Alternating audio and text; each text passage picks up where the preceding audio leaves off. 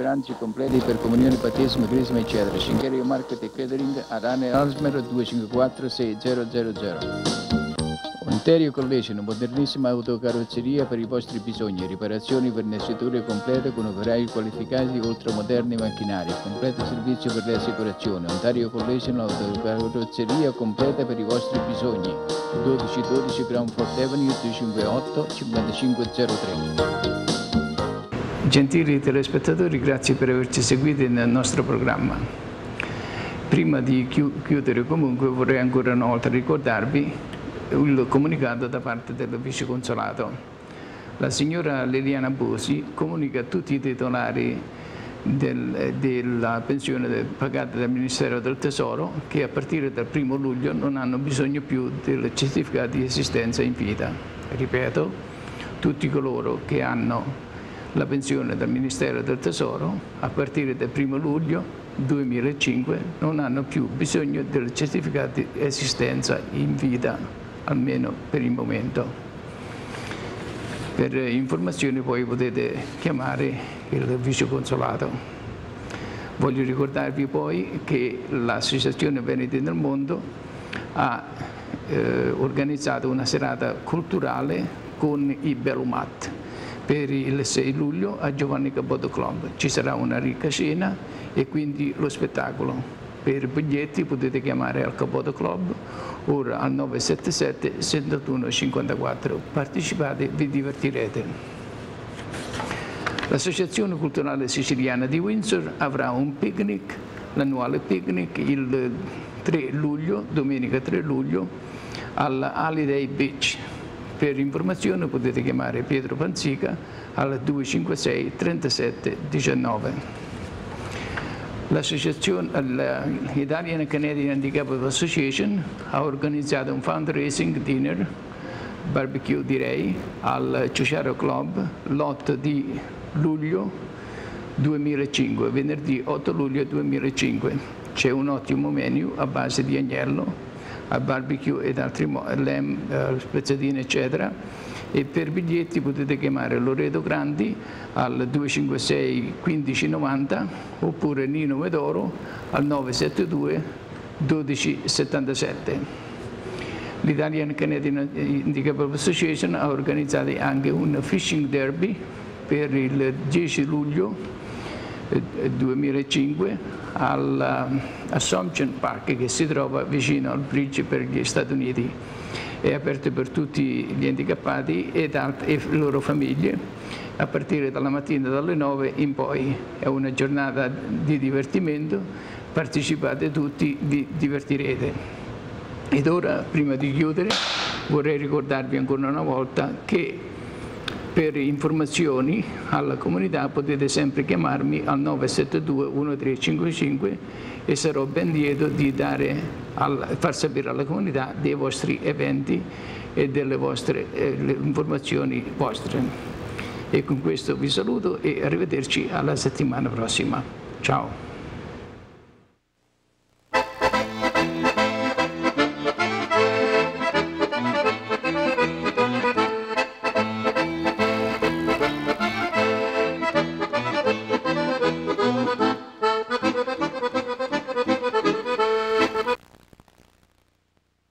As a member for Kicking Horse Pass, it's come to my attention that there are people out there who want to steal your identity.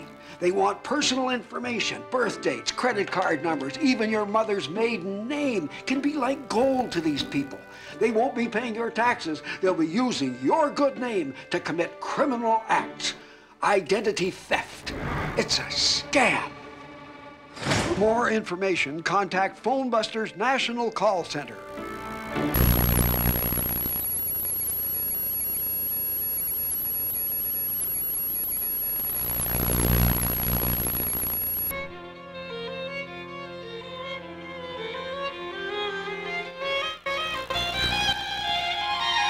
The sudden appearance of any of these symptoms can mean that you are having a stroke.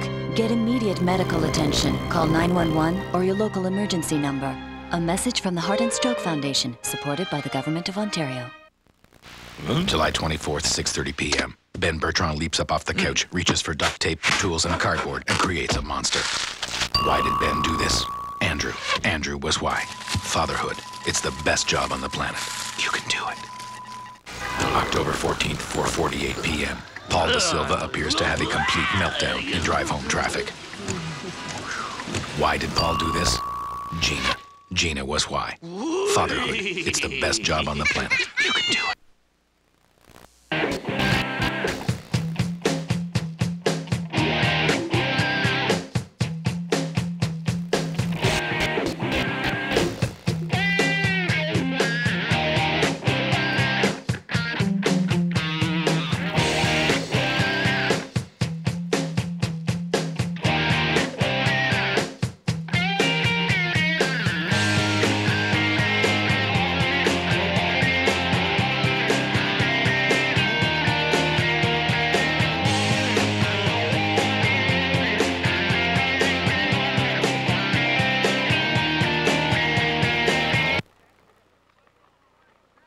Welcome to Raider Field for another exciting night of Ravens football. Good evening, everyone. I'm Rick Burns alongside my partner, the coach, Ross Pettigrew.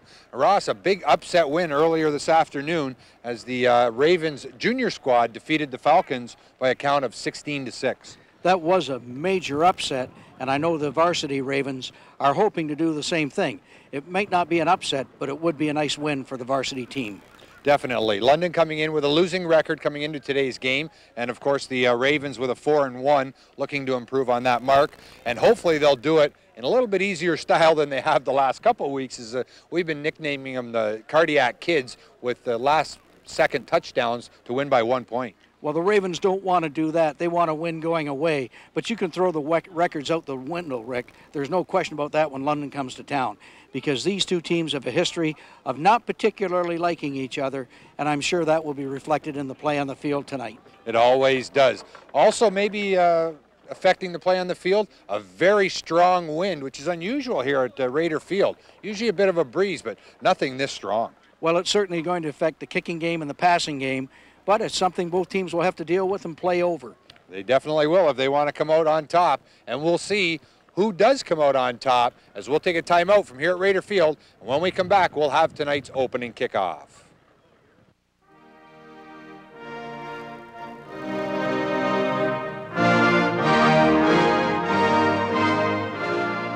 This Canada Day, as we celebrate our values and our joys as a country, let us remember veterans. They made this all possible for us. 2005 has been designated as Veterans Year. We should celebrate their victories and their sacrifices. Have a good day. Bonne fête. Madison Dental is a proud sponsor of Ravens football. Look your best with a dazzling, attractive white smile that makes an irresistible first impression. It's easy and affordable at Madison Dental. We offer the Zoom whitening system as seen on ABC's Extreme Makeover for a low price. Stunning white smiles in just over an hour. You will be amazed at your smile and confidence. Dr. David Mady and his expert staff perform all aspects of cosmetic and family dentistry. Countryside Chrysler Dodge is a proud sponsor of Essex Ravens football. At Countryside in Essex, employee loyalty and experience is exceptional. Employee loyalty is built by treating people right. And that philosophy has developed a customer loyalty since 1973. Our customers are our family. Our seasoned technicians have 188 years of cumulative experience to take care of you. Countryside Chrysler Dodge in Essex appreciates your loyalty. And welcome back to Raider Field. We'll stand back and listen to Jordan Mills sing the national anthem.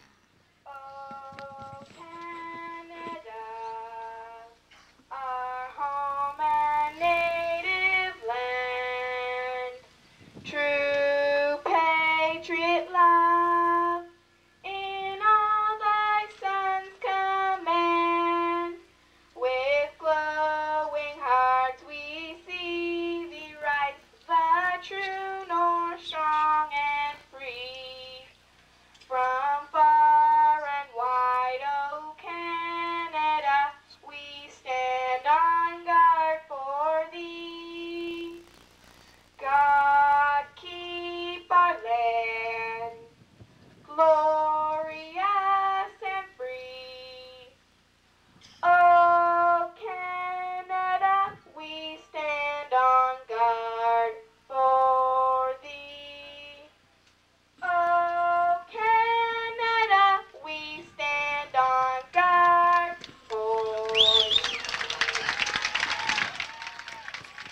And there we have Jordan Mills with the national anthem. As you see, head coach Glenn Mills getting set here to take on the London Falcons.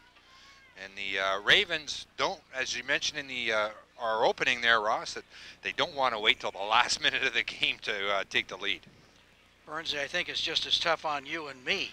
Yes. Being in the stands, watching those come from behinders. But you know something, it's a credit to the Ravens players, coaching staff that they have come from behind and come out of both games with a victory. Oh, definitely. It definitely shows the character, and also no quitting these kids. The motto this year for the Ravens is 60 minutes, and the last couple games they've basically played for 60 minutes, and it's paid off for them. Well, they're going to be without some players again tonight. Kostas Paridis is nursing a bit of a muscle pull. Fine fullback Kenny Sawyer is nursing a separated shoulder. Both will be back, we hope, for sure Kostas this year, and hopefully Kenny. And if they're Darnell Talbot is still out, but he's back practicing and he'll be available after the break, and Kyle Quinlan will be back after the break. Glenn Mills is very good at keeping kids out if they're injured, or even recovering. Yep, the opening kickoff is taken by number 22 for London, Terry Koning. And Koning gets it out to just shy of his own 20-yard line. Ran a long way for just a short gain of about 5 on the return. So the Falcons will take over, 1st and 10 from their own 18-yard line. Well, you know, the Ravens have really used their defense as the way to win games this year. And, well, you get this stat up for London, 253 attempts for 493 yards passing and 780 yards on the ground rushing. Yeah, and the first play from scrimmage by London was a pass that was nowhere near any maroon jerseys. Well, the Ravens are going to do their usual thing and bring pressure. Number 12, Taylor Cuddy, the quarterback for the London Falcons. Inside handoff straight up the middle for number 33, that's Darrell McGregor.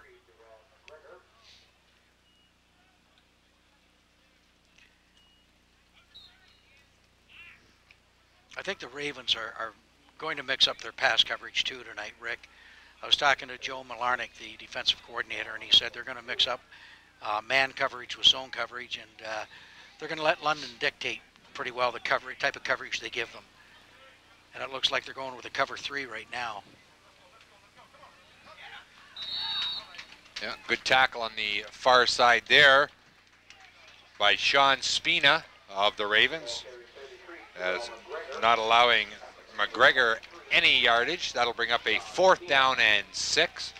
So the Falcons will go 3 and out for Sean's, their first possession. Sorry, Ross. I was a little slow there in finishing up. That's okay. Sean Spina is having, as you know, a magnificent year. Yes. For the Ravens. He's doing a great job in coverage, and he's coming up and forcing support, doing a great job of run support.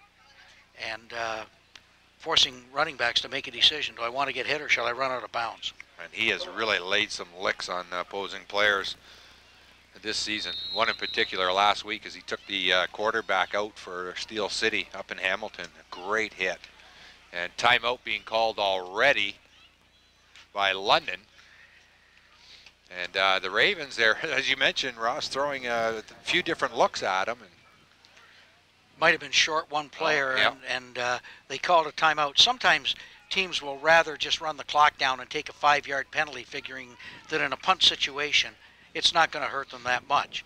But obviously, London didn't want to give up any more yardage being deep in their own end, and so they took the timeout in order to get their additional player onto the field. Yeah, the London kicker is number 7, Chris Mamo, and he'll be kicking from about his 10-yard line into a very stiff wind. And there you can see, you might not be able to see it on on TV, but here at the Raider Field, that ball got up in the air and the wind just started to pull it back. As we mentioned earlier, very rarely do you see a wind. There you see the flags. It is a very, very stiff wind here at Raider Field, and it's unusual for it to be this strong here.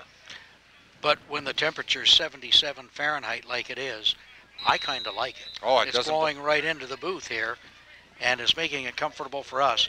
But in all honesty, it's not ideal for the teams on the field. No. So the Ravens, with their first possession, will start on the Falcons side of center field, as they have it on the 50-yard line. Roberts right up the middle, just to the left side of center, and he gains 15 on the play before being brought down. So a good start for Rondell Roberts. Rondell Roberts is taking over at tailback for the Ravens and is doing an excellent job. And as you can see, it was just off tackle, burst right up the middle, a good surge by the offensive line, and a nice run by Rondell Roberts, who is not only probably the fastest player on the Ravens squad, he's also extremely strong. Yes. And Roberts again, this time he was stopped by a couple London tacklers. Leading the way was number 82. That was David Keene. 92, Justin Balug. Very quickly, people may wonder where Daryl Townsend is. Daryl Townsend, who set all kinds of OVFL records, decided that, along with Coach Mills, that the OVFL could do nothing more for him, and so Daryl is going to focus on getting ready for the fall season, and he will have an opportunity to play NC2A fall next February. Yep, so we wish Daryl all the best. And that's another Raven first down. This time carrying the ball was number 48, Rob Trevelyan. And Trevelyan has really turned into quite the runner in the backfield for the Ravens. We're going to take another look at it. And Trevelyan is doing a great job at fullback, filling in today, or he will do a great job. And they can use him at tailback as well. One of their fullbacks, J.P. Perrette, is off on vacation this week. Huge fullback out of Bell River, so Trevelyan's going to see a lot of carries at the fullback position, or a lot of work, if not carries. Pitch back to Roberts. Roberts cuts it upfield, and another good gain for Rondell Roberts as he gains about 8 on the carry. Just one thing on the Daryl Townsend story. The Daryl Townsend was at the Michigan camp where Glenn Mills was instructing this year, and the coaches were very impressed with him, and it looks like Daryl will have an opportunity to sign with Michigan in February, all things going the way we hope they do. Yep.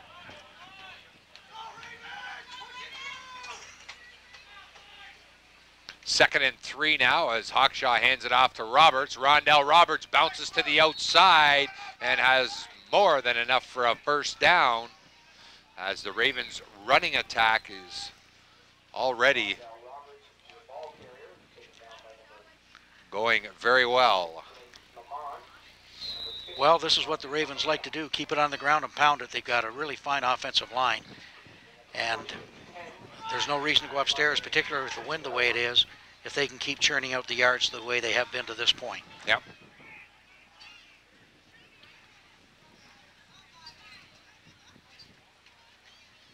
Hawkshaw, the keeper, rolls out, cuts it upfield, and Mike Hawkshaw will gain maybe 3 on the play. That's great presence by Hawkshaw. He wanted to toss the ball, but instead of letting it go, the running back was not within his vision. We'll take another look at it. He may have turned the wrong way. Maybe the back went the wrong way, but Hawkshaw got as much as he could. He turned upfield, protected the ball, and took a lick, but picked up some good yardage for the Ravens. Yeah, got down to the 5-yard line of the Falcons, so it'll be 2nd and goal from the 5.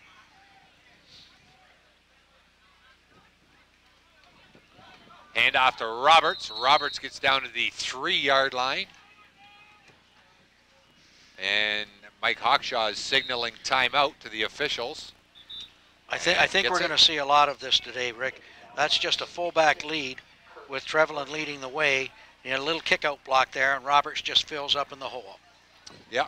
During the timeout, Ross, just give a quick mention that Just to remind everybody that on this Canada Day weekend, the moving Vietnam Wall will be on display down at the riverfront at Ambassador Park for all the public to view. It is in honor of the 10th anniversary of the Vietnam Veterans Memorial. The wall will be in display from July 1st through July 4th, and is the first time this memorial has come to Canada.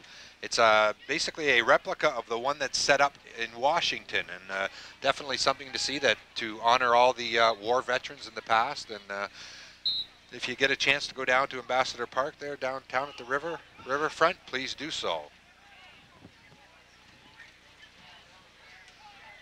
As, we have a Vietnam veteran on our staff here, is Bob LeBlanc, a Vietnam veteran.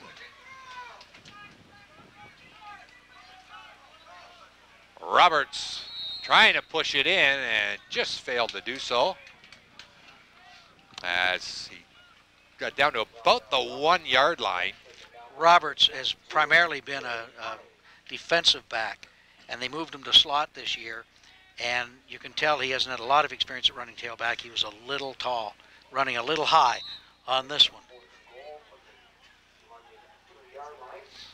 So 4th down and goal. And Coach Mills says, let's go for it, because if we don't make it, they're starting from their own goal line. This is a big play for the Ravens. Boy, you don't want to come down to the well and not get something to drink. Yeah.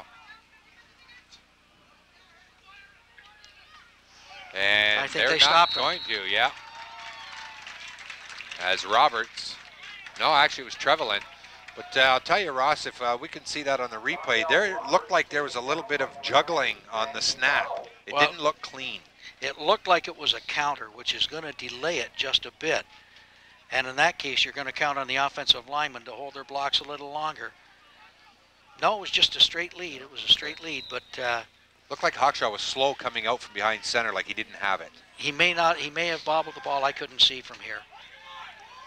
But certainly a nice stand by the Falcons. Yep. So neither team scores on their first possession. And no gain on that play. As that was, I believe, it was number 33, Darrell McGregor. Actually, they lost a yard. So it'll be 2nd and 11. Well,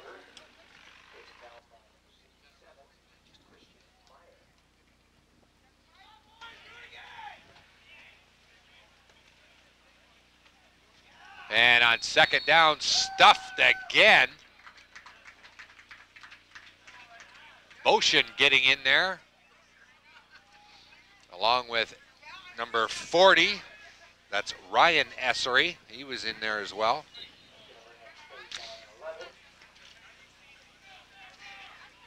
That's a 3rd down and 14 as they're back on their own 1 yard line.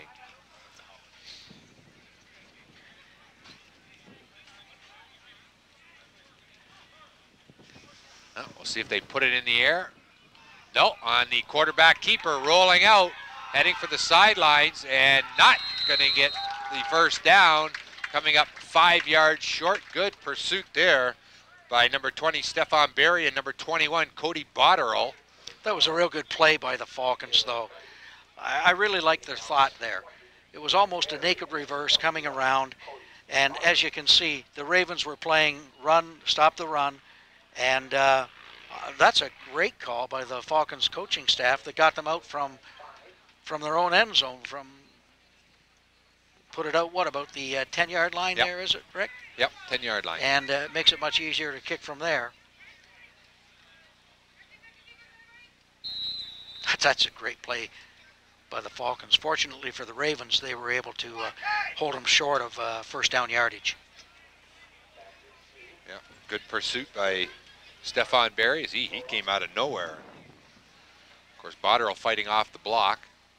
Safety. And they're going to take the safety for the 2 points.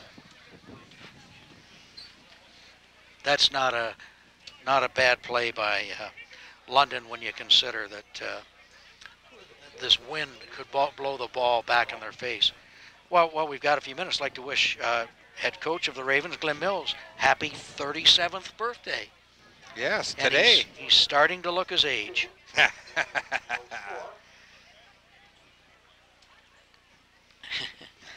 Also like to thank once again LePain Sandblasting in Essex for painting the weight equipment that the Ravens have just taken possession of for the clubhouse. Just a great job by LePain Sandblasting to help us out.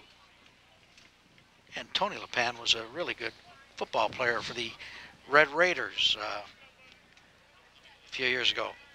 There you see coming up here on the Cogeco Sports Network, the Pan Am Juniors live from Windsor. Full coverage beginning July 28th with the opening ceremonies. July 29th to the 31st is the competition. Live only on TV Cogeco. That's going to be a great opportunity for people in this area to get out and see great track and field. Yeah. And taking the kickoff there was number 30, Biatola. And Biatola with a nice yards return. Nice yards return. Nice English, eh, Professor? I wanted to say something else, and that's what came out. Biatola does a nice job on this return. And he just takes it straight upfield. Nothing fancy with Biatola when he's running with the ball. And nice job of protecting the ball. But this is sometimes when you wish Kenny Sawyer didn't have a separated shoulder. Yes, definitely.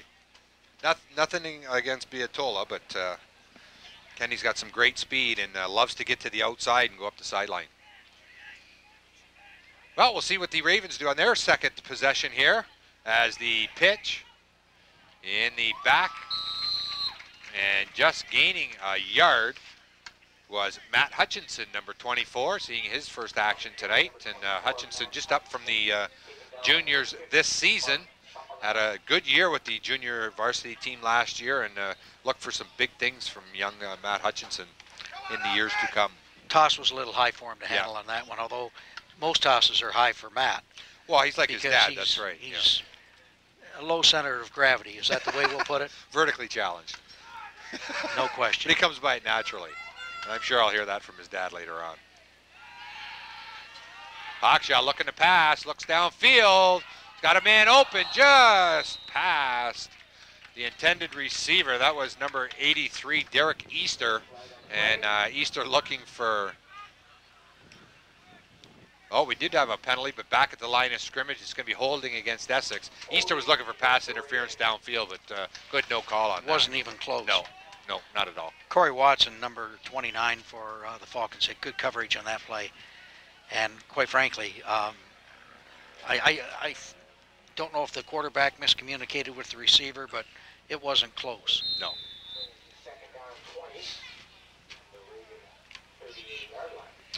There you see them working a little bit on the sidelines.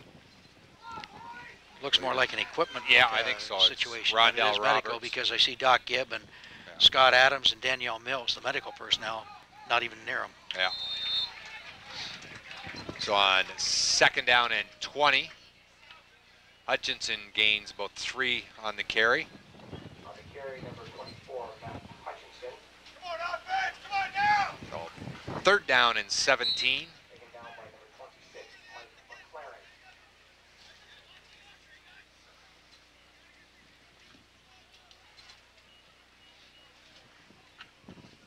McLaren Mike bringing down Hutchinson. And we'll see if Coach Mills decides to go to the air or not. He definitely has the wind behind Hawkshaw. No, they pitch it back. And trying to cut it upfield, not getting much yardage, was Rob Trevelyan. I think they tried to catch the Falcons playing pass, but they didn't bite on it. Well, Boshian's got a strong leg, and it'll be interesting to see if he angles it for the sideline. If he angles it too much for the sideline, it could end up in our booth. Exactly. So protect me if it comes this way. I am right on it. I'm right on it.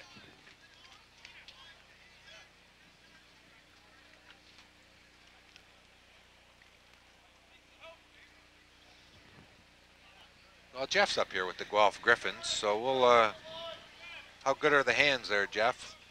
He says no way. The Ravens took a penalty. They must be one short. They are. Nick Skeets is supposed to be on the field. He's not. So the Ravens took a 5-yard penalty. And we're looking at the Falcons on punt returns. Well, they've just taken the stat off, so I won't be able to talk about it because I didn't see it. There we are. They have 247 yards on punt returns on 16, receiving 16 punts. And punting, they've punted 25 times for 795 yards this year. Low snap. Boshin gets it off, puts it straight up in the air. And they're just going to blow that dead, because it didn't even get back to the original line of scrimmage, and I'm sure Mike would like that one back. It's making London's decision to take the safety very wise. Yes. Because they have tremendous field position. Yeah. They're going to start it at the Ravens' 47.5-yard line. Mike Boshin's a fine punter. If he wants to punt at another level, he's going to have to get the ball off a lot more quickly than he does here with the Ravens. Yes. Or he's going to get a lot of them shoved right down his face.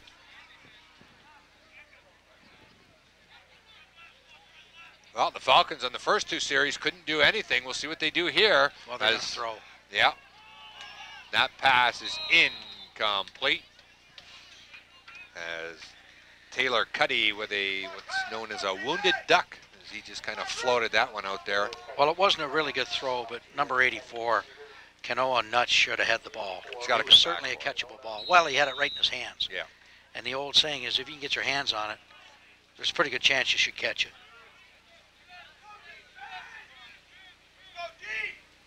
Second and 10 now for the Falcons, the 48-yard line of the Ravens. Cuddy back to pass, goes right up the middle, and this time it's caught and good for a first down by number 88, Chris Andrews. Well, simple crossing pattern by Andrews.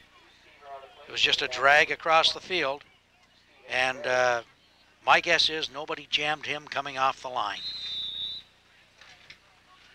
Oh, so first and 10 from the Ravens 40, or pardon me, 35.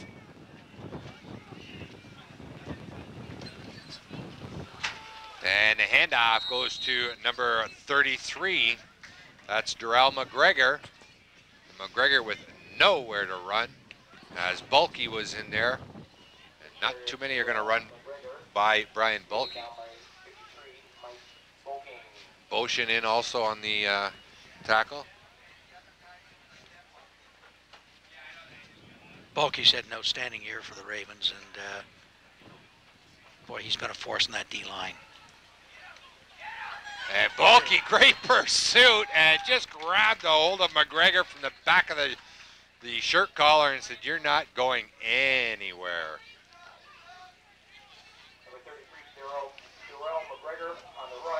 You see on the replay, it's just a quick toss, and it's amazing. Bulky comes from his defensive tackle position, just reaches out and pulls him down. Well, his dad told me he was pumped and ready to go tonight. And he's showing it on that, that's for sure. That's nothing new for Brian. No, it's not. Not at all. Very intense young man. Cuddy back to pass, goes with a screen. And eluding a few tacklers, but not enough, as that's going to be a big-time loss. As number 33, Darrell McGregor, I don't know if it was a planned screen, but that's what it turned out. That was a panic pass, I think. No, that was a screen all the way, and you can see that he drops back, sets up, and then he just drifts back a little further. There he is. Now he's just drifting back a little further. It was just well read by Essery, but Essery, when he came in there, and that's Kyle, didn't break down at all, and he reached. And when you reach tackle, even you could get away from it, Rick. Well, most people could. Most people.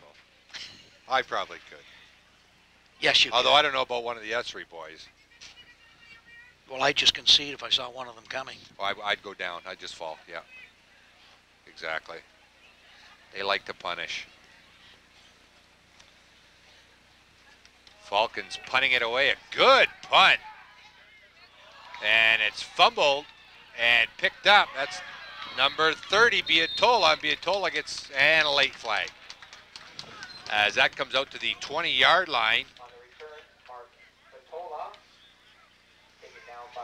Be interesting to see what this call is. I think as Kirk Hayes threw the flag, I didn't see anything. It had to happen at the end of the play. It may have been a push from the rear. May have been, it's an unnecessary roughness. Face mask against London. 15 yards, so that will really improve the Ravens field position. Actually, he was down there.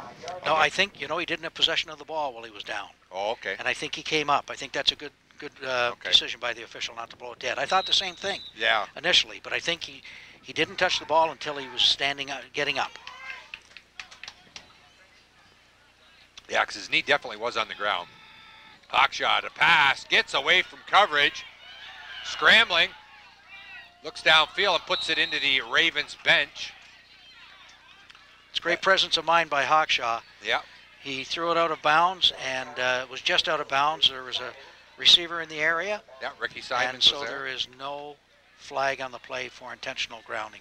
And it did go well beyond the line of scrimmage. Good job by Hawkshaw. Yeah. Jim Halpin's referee tonight, and I just terribly resent seeing Jim Halpin out there. He's in such great shape, and he's older than I am. And I just resent that so much. No, Jim's a good friend. Rondell Roberts bulls his way up to the 48-yard line for a first down as the first quarter comes to an end. We'll be back with more from Raider Field right after this.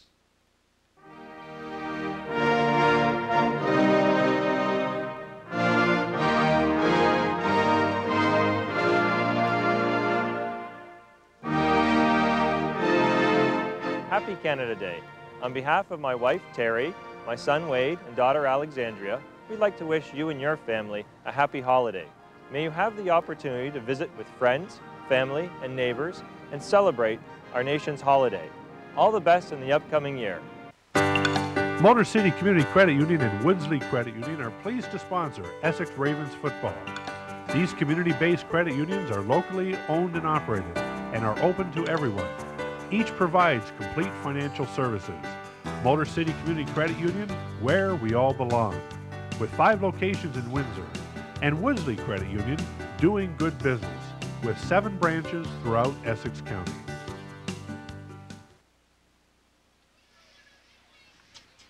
And welcome back to Raider Field. Is a little slow on the welcome back there I was, Ross, but I was signaling the officials, letting them know that we were back.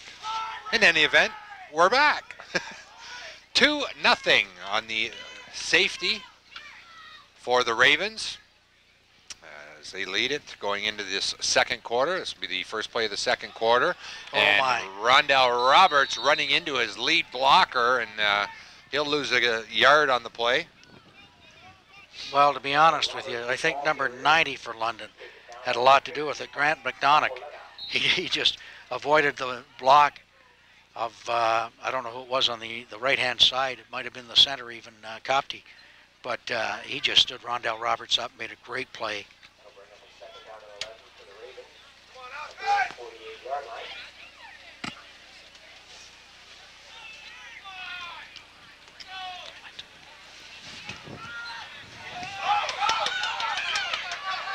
And bouncing it to the outside, Easter. And Easter gets the first down. That was on the, here you'll see the hitch to Easter. Quick hitch, quick one to Easter, and Easter did a good job of catching that ball. And Hawkshaw's improved the speed at which he's getting rid of the ball on that hitch step. He's doing a fine job with it. And that'll loosen him off a little bit. Sure doesn't look like they're giving him a full yard there, does it? No, it doesn't. The pitch back to Roberts. Roberts cuts upfield, gains a couple on the carry. Ball carry number 27, Rondell Roberts, brought down by number 50, Mark Zapaletta. So that'll bring up a second down and about 8.5, I guess. Just a little over a yard. Boy, we've lucked out in the weather again this year, Rick, and it's really a beautiful night here again. It is, very nice. Actually a little cool tonight compared to last week up in Hamilton in the 95-degree sweltering heat. That pass is complete to Easter, and Easter gets another Ravens first down. Nice pass by Mike Hawkshaw. Well, they've been working with him a lot in practice, and I think he's improving some of his technique, and that's a tribute to Coach Mark Levisoto. Yeah, nice pass, nice little move by Easter, just puts his head down and gains a couple extra yards. So 1st and 10 from the 38-yard line of the Falcons. And Rondell Roberts with another positive gain on the carry. For the Ravens to run, they're going to have to be able to mix it up. And that's one of the keys, I think, for the Ravens tonight.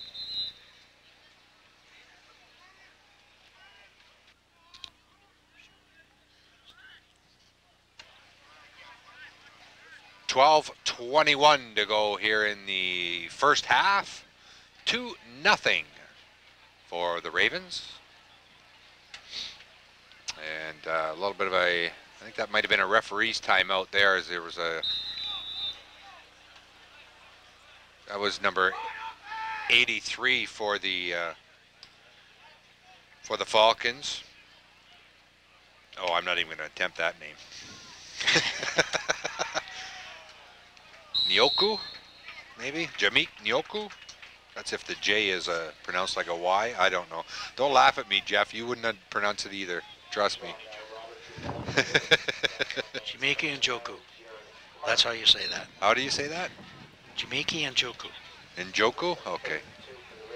Why didn't you tell me that before I made a fool of myself? Because I don't know if I'm right.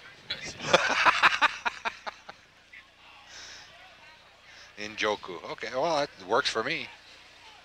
With a name like Spetigue, I'm used to getting my name messed up. Yes, Mr. Spatigue. That was a great play. Roberts with the first down. Great play by Hawkshaw to get the ball to him. But a great surge by the defensive line. Oh my goodness, almost a hold there. It wasn't, but it was close.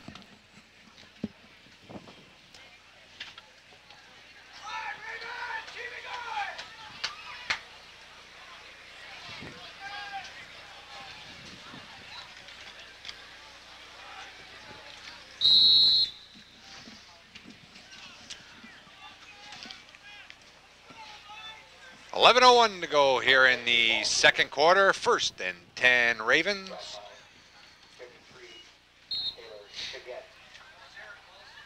There you see a young Ravens fan starting them off early, Ross. I think we should be going around to all the hospitals and the nursery wards putting Ravens footballs in every bassinet or whatever it is that they call them. That's right. You're right. Roberts got lots of daylight and runs it in for the touchdown. What a quick burst. 23-yard run. Touchdown, number 27, Rondell Roberts.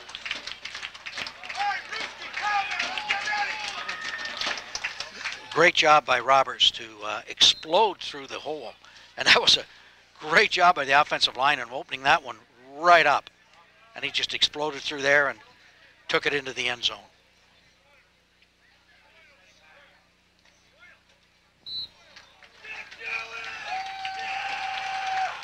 Joe Colella with the convert, Mr. Reliable. We're taking a look at it, just a reverse pivot by the quarterback and a quick toss. And what a hole.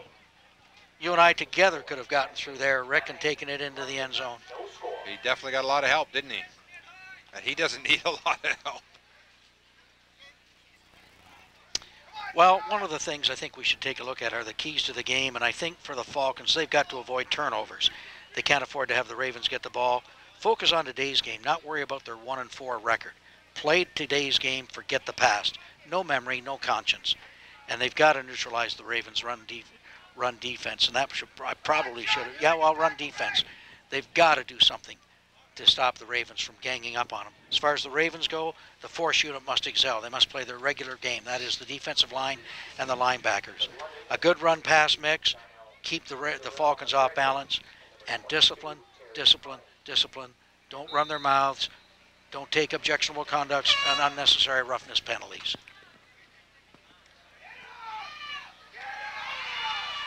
Kalala's kickoff. Still on his feet, getting out to the 25. That was number 22, Terry Koenig. Jake Ribby made a real statement on the final tackle. He was bouncing around. Jake Ribby from Villanova came up and just nailed him. We're taking a look at it. It's tough to handle. He did a real fine job of handling that bouncing football. But you'll notice he's looking for room to run, and he doesn't find a lot. But the Ravens were slow getting to him, and when Jake Ribby did, he made a statement. Yeah, there you see the flags here at Raider Field, standing straight out. And on first down, Cuddy back to pass, looks downfield, and almost intercepted, and probably should have been intercepted. And that was number 49 of the Ravens, Mike Todd. And he's a little upset because he had it right in the breadbasket. Well, you've got to make sure you put those away, but you'll notice that far too much time, and if they're going to give Taylor Cuddy that much time, he can do some damage.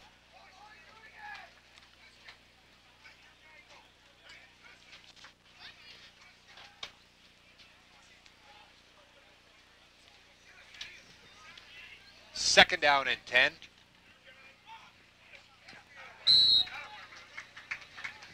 Gaining a couple on the carry is number 23, Jeremy Ballantyne.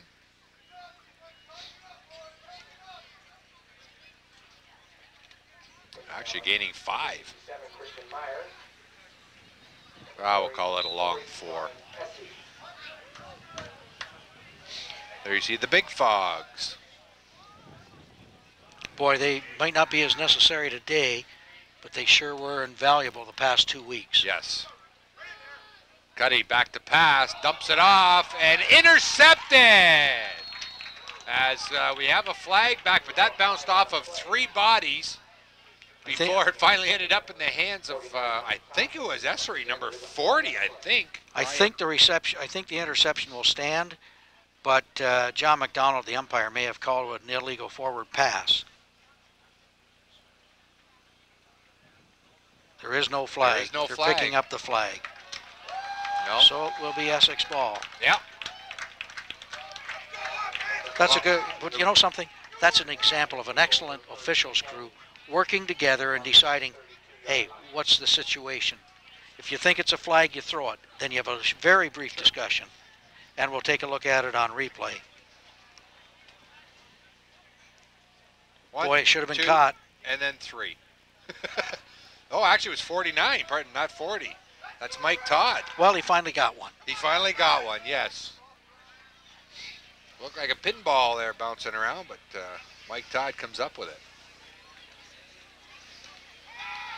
Hawkshaw now airs one out.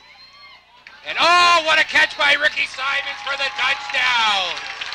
He went up and over top of James Gray, and just, I'll tell you, call a cop, Gray got robbed. He had the interception, and I'll tell you, his eyes were no doubt lit up like dinner plates, thinking, I'm going to get this one. Not today. That was just a wonderful play by Ricky Simons. And it's tough to fault number 21, James Gray. He did everything he could, except make the interception. Yeah. Ricky just took it right out of his hands. Flags all over the place on that. The extra point is good. We'll see what the results of the penalty are, though. Looks like it's an offside, and may apply it then on the kickoff. And that's what Coach Mills is yelling out.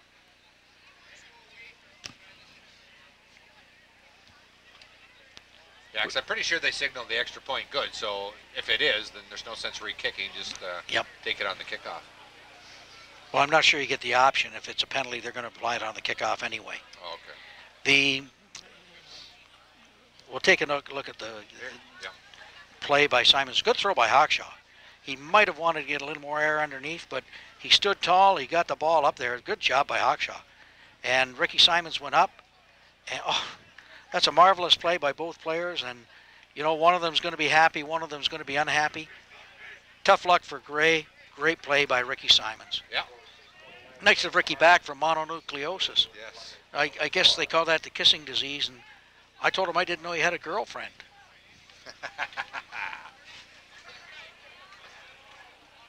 But I didn't tell him in front of his mom, so I'm sure he'll be okay with that. Yeah. So a 30-yard reception for Ricky Simons. But we know that London has no quit in them. The Ravens were up 24-0 at the half last year in the semifinal, and the Falcons came back and made a game of it. There's no quit in this London team. And Kalala gets a good kick away, going all the way back to his own 5-yard line. And not getting anywhere was number 22, Terry Koning, and he just got leveled at the end of that run.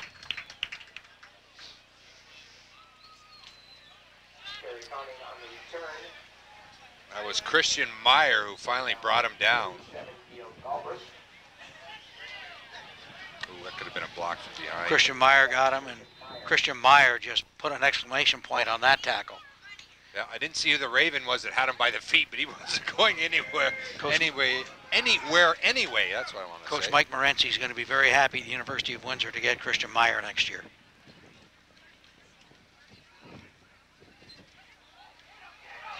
Oh, and bouncing it to the outside, that's Darrell McGregor, and McGregor picks up 15 before finally being brought down by number 37, Neil Galbraith. This is an interesting play. He takes it right up into the center. There's nothing there. He bounces it outside, and half the Ravens aren't even aware that he's out there running with the ball. And that's a very heads-up play by Darrell McGregor.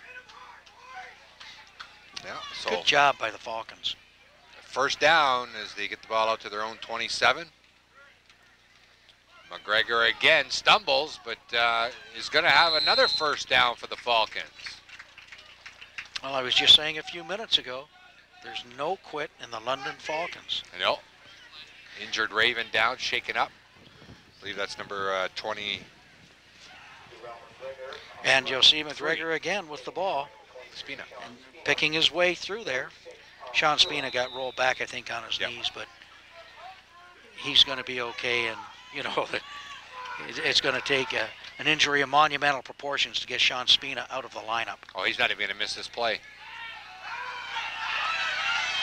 Cuddy in all kinds of trouble is taken down. And speaking of Spina, there he is, number 23. Along with Cassette. Sura. That was fine pursuit by the Ravens.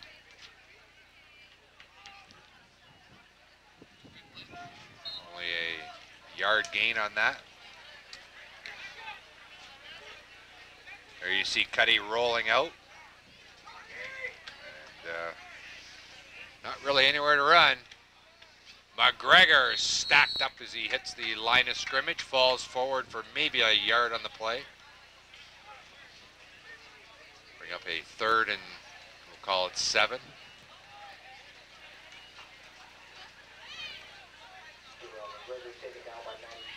Bulky right there in the middle to stop him. Good job by the junior Ravens beating a hitherto undefeated London Falcon team this morning. I know head coach Glenn Mills will be very happy with what happened in that game. Yeah.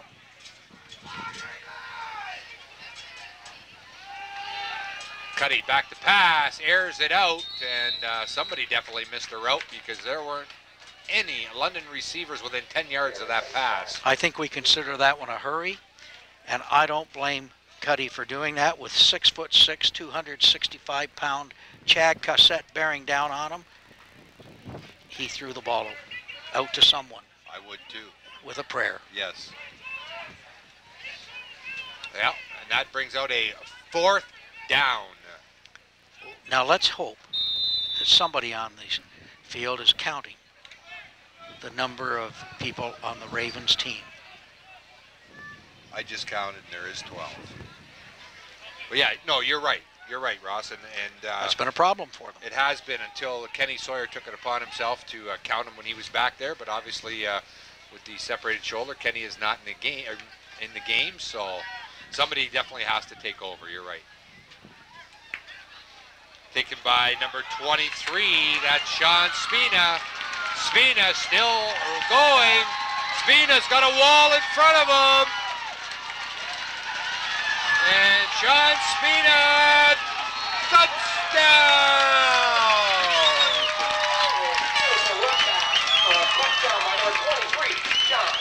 And I don't see any flags anywhere, Ross.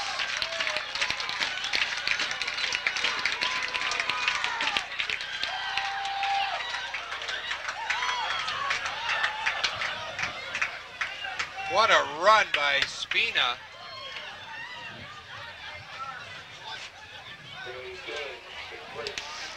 That's a great job by Sean Spina. And that young man is developing into an absolutely tremendous football player. A 78-yard punt return for Sean Spina. And he's receiving congratulations by defensive coordinator Joe Malarnick, and well-deserved. Now, I will kid Sean just a little bit about, I didn't think you could run that far in one stretch. He was huffing at the end there, yeah. He's probably saying to everybody, get away from me, let me get some air. That's right. Stay with me, they're going to catch me.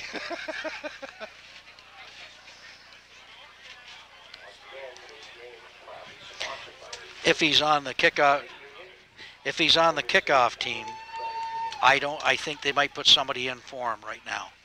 Yeah. Oh yeah. Sean with a big grin on his face as he goes over to Coach Malarnick and puts his hands on his knees. He's still huffing down there. Oh yeah. You know, it's so great to see kids from different programs. There's Cody Botterill out of Villanova, Sean Spina out of Massey. These kids just have a great time playing together in the summer. Yep. And then they go back in the fall to the respective high schools and try and knock the heck out of each other during their high school season. Yep. But they become such close friends that those friendships last just forever. Yep. Hey, that's what it's all about. Kick. Oh, nice hit. Coming up was Jeff Bianchi. And I'll tell you, he sure stood up. McGregor. Jeff Bianchi out of Windsor Brennan, Joe Brannigan's program, just came up and he fought off the blocker. What I like is the way he did fight off the blocker. Then he makes the stick, and just a great job. Yep.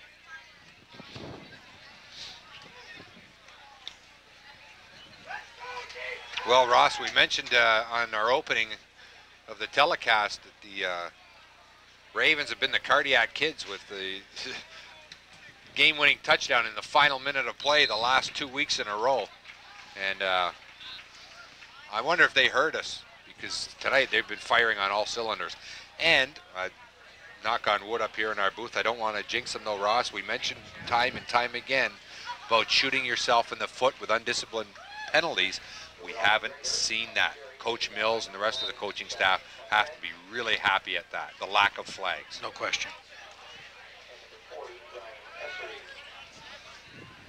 Second and 4 now for the Falcons. And dropped for a loss was McGregor. Boshin and Essery. That's Ryan Essery getting in there. One of the things the Ravens are doing tonight is finishing their tackles by wrapping. And when you do that, it's tough to get away from them. I'd like to also thank Anchor Doors, who's provided garage doors for the clubhouse. And Anchor Doors are based in Tecumseh, and they're a tremendous Raven supporter, and we appreciate so much what they've done for our clubhouse. Cuddy with the pass and hit and brought down immediately was number 80. That's Michael Adams. Spina stopping him. Or pardon me, no, that was Galbraith, number 37. There you see, coming up on the TV Cogeco Sports Network. Our next telecast is July 23rd. It will be the final regular season home game, and it will be the dreaded and hated Mississauga Warriors. And that will be live from Raider Field. Game time 7 o'clock, and what a way to close out the regular season here at home against Mississauga, Ross. Respectful hate. Respectful hate, yep, definitely. On the quarterback keeper, it's good enough for a first down and then some. That's a fine call by the Falcon coaching staff. We'll see it again, and he's keeping it all the way. Just a little quick fake. Cuddy keeps it and just turns upfield and picks up enough for the first down. And the Ravens, in all honesty, did not have that very well defensed. And they're going to have to be careful about getting caught up inside. Yep.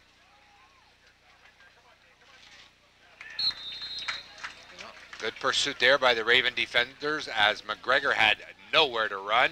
He wanted to get outside, and that time the Ravens shut it down before he could get outside. Yep. Kyle Essery with the, there you see, one sock. One must have slipped down because Coach Mills is not going to let them dress differently. No, no. And the whistle just sounded for the 3-minute warning as we have 2:48 and counting left here in the second quarter. That pass is incomplete. And that's twice now that number 88, Chris Andrews, has wanted a pass interference called and is whining to the officials. But again, the officials are letting them play, as broken up neatly by Stefan Barry, and another good no call. Even if Andrews had a reason for doing that, if he's going to yank on his shoulder like he did afterwards, the officials are being shown up, and they are justifiably going to throw a flag. And they just did too, Ross. I didn't see it, but we just saw there on the monitor that objectionable conduct, and that's probably what it was against him.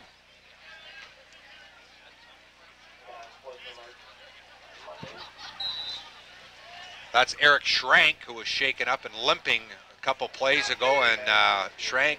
He's just come back tonight from a knee injury. And he's grabbing it again. He's probably feeling it right now. I'll try and find out at the half how serious it is. But he will not be playing any more tonight, is my guess. No. Pass up the middle, intercepted by number 23, Sean Spina. Spina is still on his feet, getting to the outside. And no, this time he couldn't get away. He had a wall in front of him. He just he couldn't follow. They were too fast for him. As soon as he was wrapped, he just went over number like 83 for London, Jamiki Njoku. He just put his arms around him, and Spina said, "Okay, I'll go down." Yeah, I'm going down. But that was great. That was just a zone coverage by the Ravens, and he was just sagging back, playing in the middle, and that's where the pass went. And boy, when you're a quarterback, you don't want to throw into a zone when you've got a safety sitting right in the middle of the field, playing outfield. Yep. I'll tell you, Spina is having one heck of a game here in the first half. That pass is deflected away. And it's kind of in between the two receivers, the short man and the deep man. Well, I think he was going deep. I thought and so the ball too. just came up a little short. And that's going to happen. Yeah. It's a good strong throw, just underthrew it. 2:19 to go here now in the first half. The Ravens with a 23-0 lead over the London Falcons.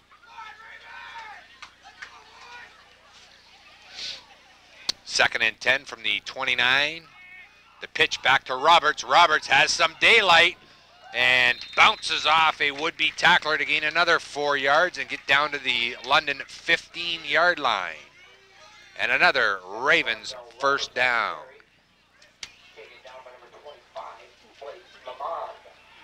As we look at it, you'll see Roberts get the pitch. Not a particularly good toss, but he gets the ball, and you'll notice he could have probably given a fake inside and cut it outside and gone the distance, but he'll learn to do that over time as he develops his skill as a tailback. Yep. Oh, Trevelyan this time with a quick handoff as the first man through. And he gets another first down. Well, the Falcons were probably looking for Roberts again. Yeah. And so, quick hitter with Trevelyan. He just scampered down close to the end zone.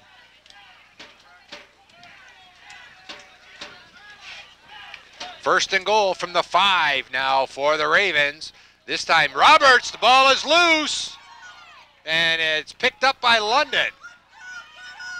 And Hawkshaw takes the London player down. I believe that's number 22, Terry Cunning.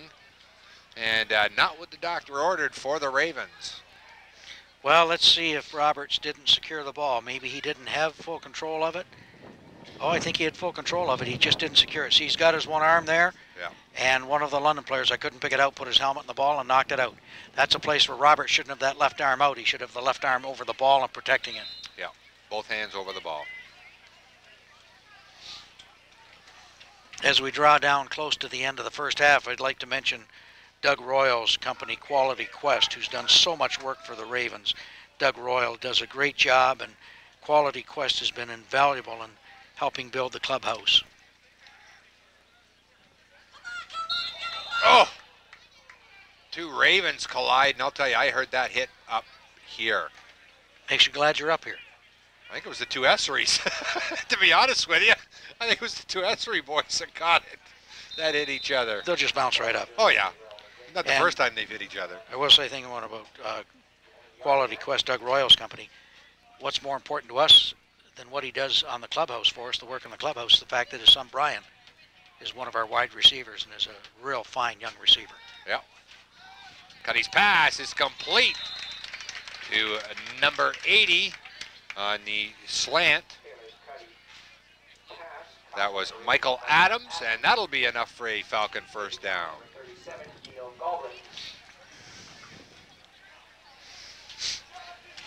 You're right, just a quick slant, and good job by Cuddy getting the ball. Yep.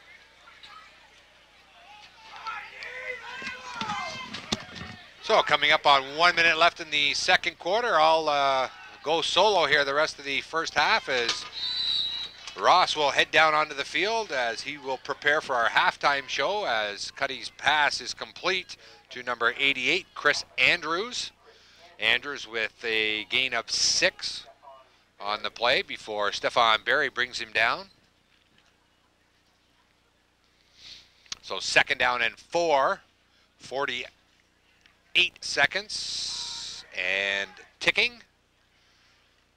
Cuddy back to pass and incomplete.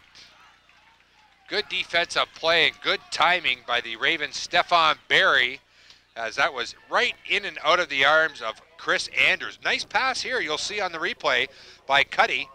And I'll tell you, he puts it right where he needs to be, but Stefan Berry had him up. The receiver Andrews had to jump in the air to get it, and Stefan Berry wrapped him up around the waist and just hung on to him, and he just failed to hold on to the ball as Stefan brought him down hard.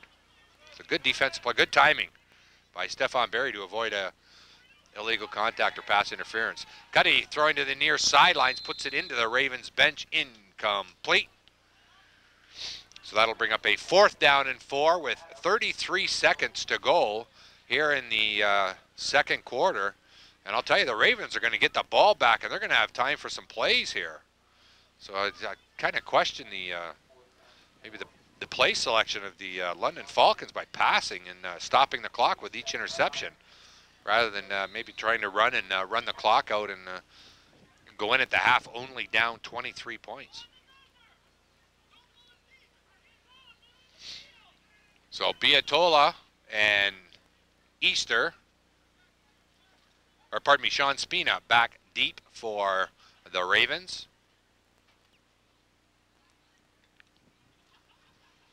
And the kick is going to be taken by Spina at his own 43-yard line. Spina outside. He's got some blockers.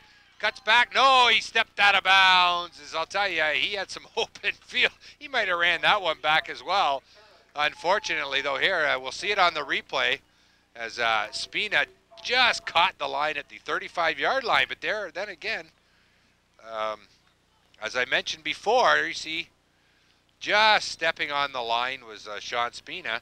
But, you know, rather than run the clock out, hey, the Ravens have 19 seconds, and they're on the 35-yard line of the Falcons.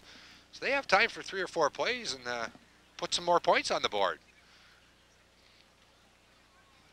And Hawkshaw is going to get sacked. As coming in on the outside is number 90, Grant McDonough.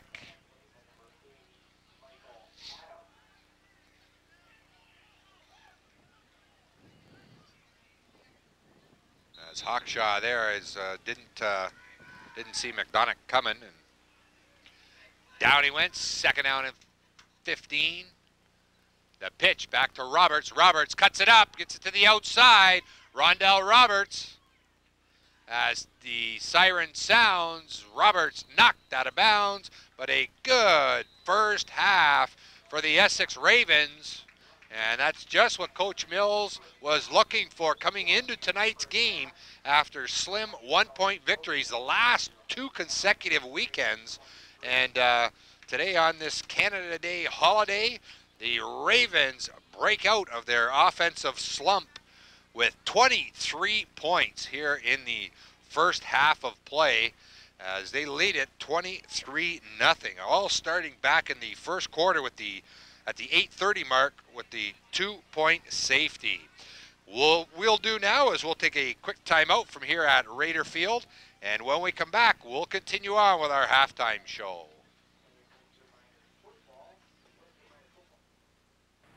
Madison Dental is a proud sponsor of Ravens football.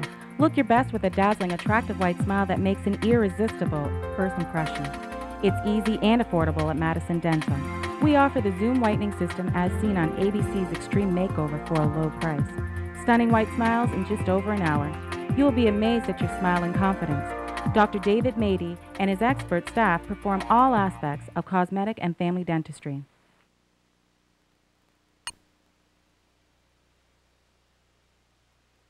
Hello, I'm Dwight Duncan, Member of Provincial Parliament for Windsor-St. Clair. I would like to take this opportunity to wish everyone in Windsor to come see a very safe and happy Canada Day. You know, we're so privileged to live in such a culturally diverse and unique country, and that's why I'm so proud to call myself a Canadian. This year, more than ever, we should take a moment to celebrate, honor, and remember those who sacrificed so much to keep Canada free.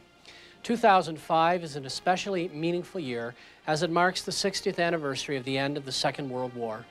Thanks to our veterans, we have the luxury of living in a free and democratic country. And thanks to our veterans, we're able to celebrate Canada Day. It truly is our history and our people that make Canada such an exceptional place to live. So on Canada Day, stay safe, have fun, God bless, and remember how lucky we are to call ourselves Canadians. Thank you very much. And welcome back to Raider Field. Rick Burns along with Ross Pettigrew. The score at the half, the Essex Ravens 23, the London Falcons no score. We'll continue on with our halftime show and go down on the field now to Ross Pettigrew. Ross? On this holiday weekend, we're standing here with an American guest, Mike Powell, the head coach at Warren Cousino. And Mike, are you enjoying the game so far? Oh, it's fantastic. There's a lot of hitting going on out there tonight. Well, you know, when you take a look at the American game without the motion, you must feel sometimes like you're watching a Chinese fire drill. Well, you do. You got guys going all over the place, but to me it looks like, you know, you still got power off tackle, you got a toss play, you got a counter tray play. So, you know, to me there's a lot of similarities. Now, the basic thing is blocking and tackling. And you told me before we went on air that you've been impressed with the hitting tonight. Oh, very impressed with the hitting. It's very, very aggressive out there, and that's what I like to see about football. Now, you were at Bishop Foley before you went to Warren Cousino. Tell us a little bit about your program at Warren. Well, right now I've been there for a total of 6 years, and we've made the playoffs 4 out of the last 6 years, so we're excited. We got a lot of kids coming back this year. Be honest with you, I can't wait for August 8th. That's when we can start. And you had one fine player, I remember, at Bishop Foley, Mark Campbell. Tell us a little bit about Mark. Mark Campbell was 6'8", played at University of Michigan, didn't get drafted, got picked up as a free agent by Cleveland Browns. Then he just got traded last year to the Buffalo Bills. He's been in the league for 7 years, believe it or not, and he's a starting tight end for the Buffalo Bills. I'm very proud to be associated with Mark. Now, you just worked the Michigan camp with Coach Mills, and you were working with linebackers. You can tell everybody, we won't, just between you and me, what kind of coach is Coach Mills when he's working over at Michigan? Coach Mills is a great coach, and he gets after it just like he probably gets after it over here. Well, he sure does. Now, you get a chance to see this game tonight. You get a chance to see the difference, the 12 guys, the motion, the size of the field.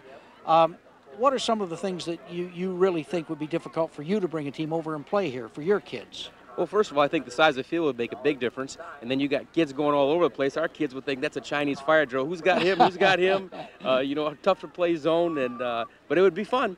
Well, we're happy to have you here tonight, Coach. We're thrilled that you had an opportunity to get over, and we hope you won't be a stranger and that you'll get back as often as you can. Absolutely not. And Ross, it's a pleasure seeing you again. Thank you so much for the time. Thanks, Mike. We'll go back upstairs now to Rick Burns. And thanks a lot, Ross. The score once again at the Essex Ravens 23, the London Falcons nothing. And we'll take a timeout. When we come back, more of our halftime show. Natural hazards are hitting Canadians harder and more often than ever before. Yet it takes surprisingly little to survive their wrath. A candle and water could help save your life in the short term. And paper will see you through the long term. Learn how to protect your life and home. Visit these websites. A message from the Institute for Catastrophic Loss Reduction and the Canadian Red Cross.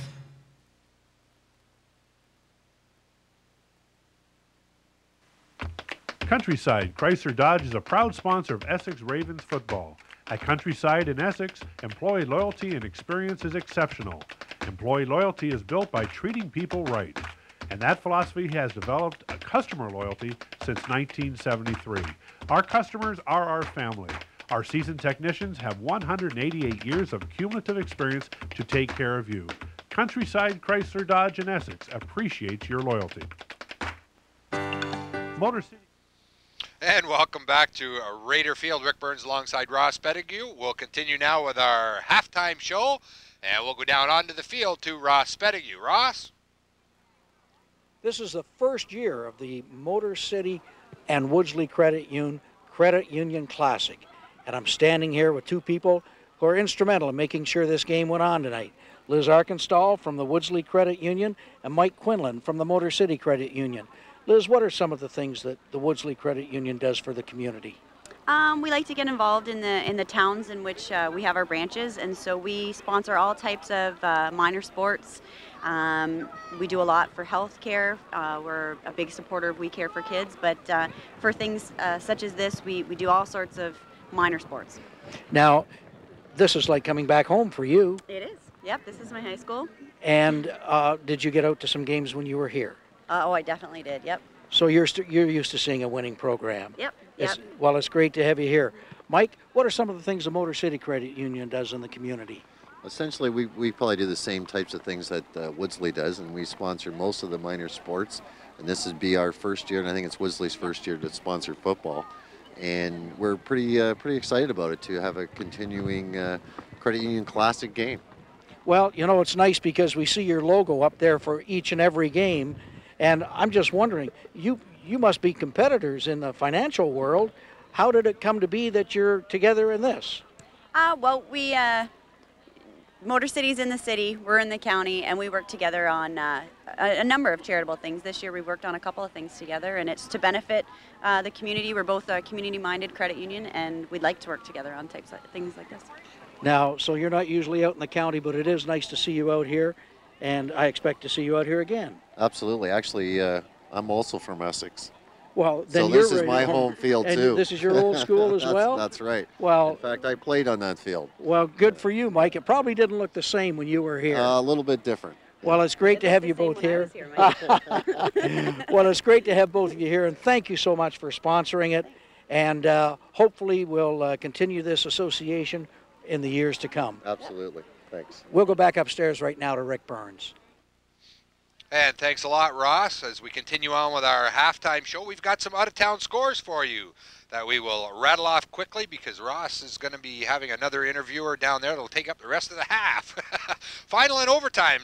Last night, the Cambridge Lion beat the Lambton Lions by a score of 14-13.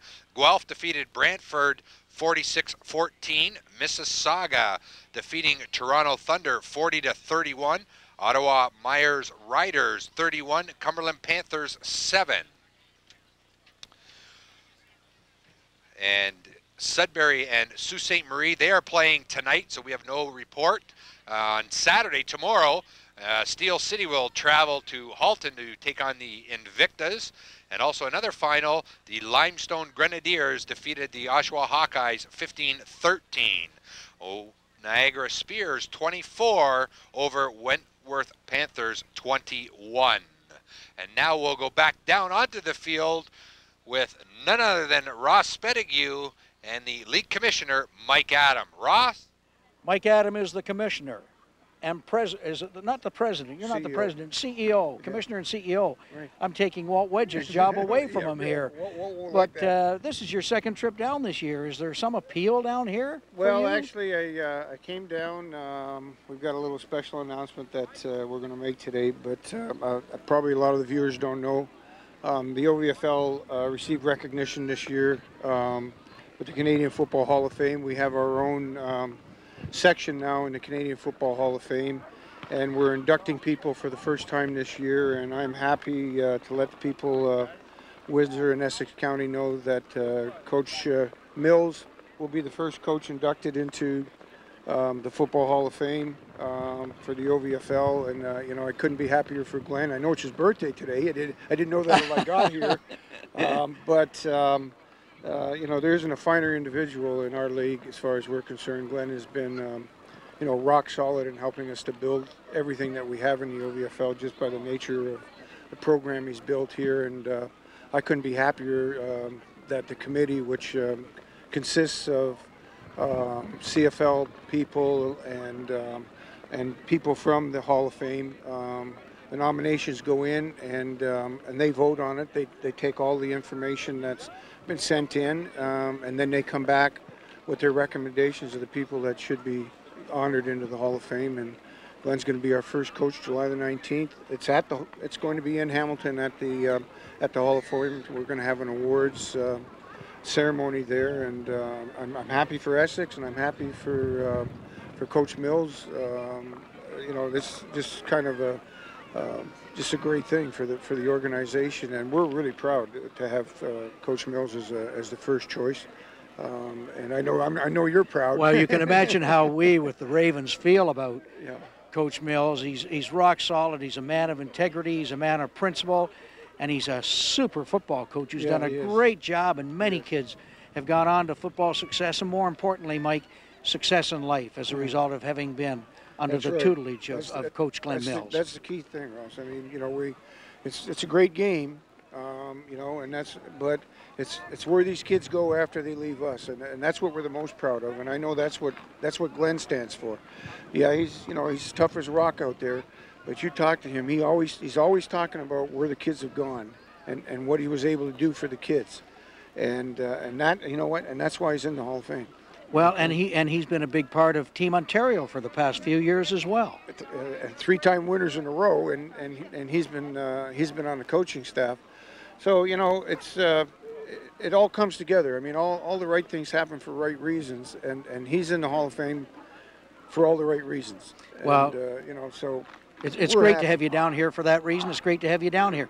Any other news in the OVFL you can tell us about? Just more teams asking to come in, obviously. Super competitive this year. You know, I can't really tell you who's going to win it. You had one unfortunate situation this year in Brampton. Yeah. Could you address that just briefly? Well, you know, to play in this league's a privilege, and all of us are volunteers.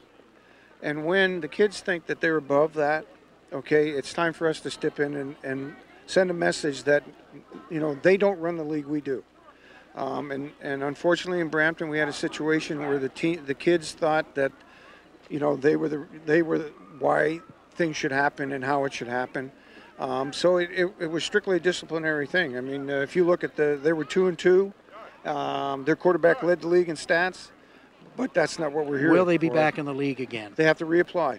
Okay. They have to reapply. They have to prove to us that, you know, number one, they put the steps in to correct the unfortunate measures that existed there. But you know, we've got 42 football teams, 41 now. We're not going to have a problem having 42, as you both For know. sure. But we're going to always have 42 good football teams that understand why we're here, and nobody is above the project. Mike, thanks so much for stopping by. Thanks, Ross. And right now, we'll go back upstairs to Rick Burns. And thanks a lot, Ross. Once again, our score at the half. The Essex Ravens lead the London Falcons by a score of 23-0. We'll take a timeout from here at Raider Field, and when we come back, we should be just about set for the kickoff of the second half.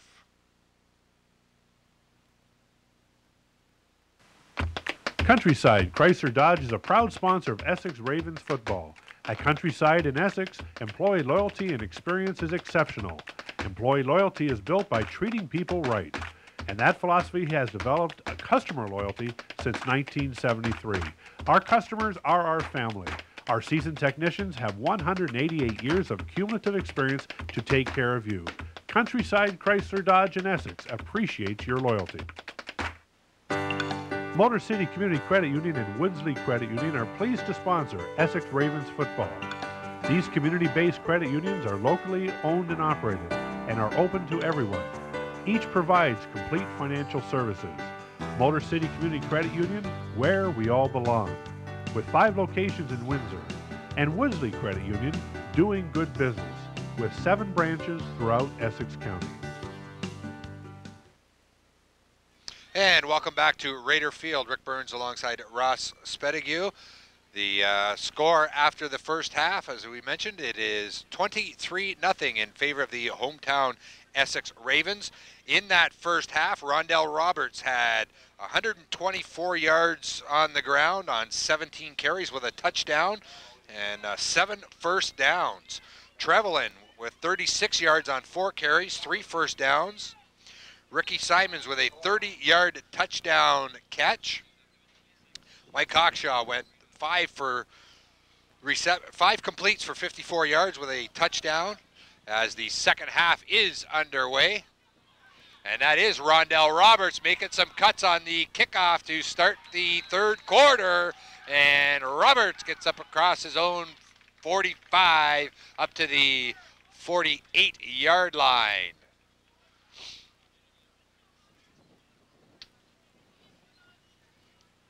Here you see Roberts getting some daylight. And Roberts here with a great run, good cutback. Look at the guy riding his back, and he takes him on a piggyback ride for 5 yards. So a great run to start the second half for Rondell Roberts. And going straight up the middle there was Hutchinson, number 24. Well, some interesting things to say from Mike Adams Ross on the during that interview.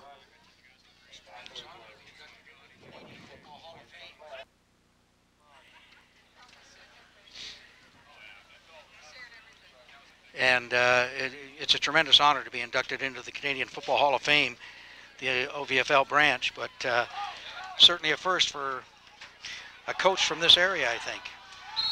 And on the hitch, it is complete to number 82, Fasciato, and he gains about 20 yards, I guess, on that play.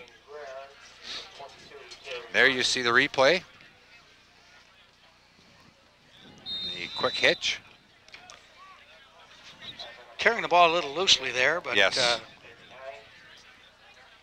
Was successful. Yeah. Brad's nursing a groin injury, so he's having trouble really cutting loose with his speed. Yeah, he looked like he was running a little tentative on that. The pitch back to Roberts. He got a couple good blocks. Roberts breaks it wide open. Touchdown! Rondell Roberts on a 39-yard scamper. Well, and it was set up by a great toss. That's how important the toss is. It didn't hold him up at all. Hawkshaw got it to him. He was in full flight, and then he just exploded through the line.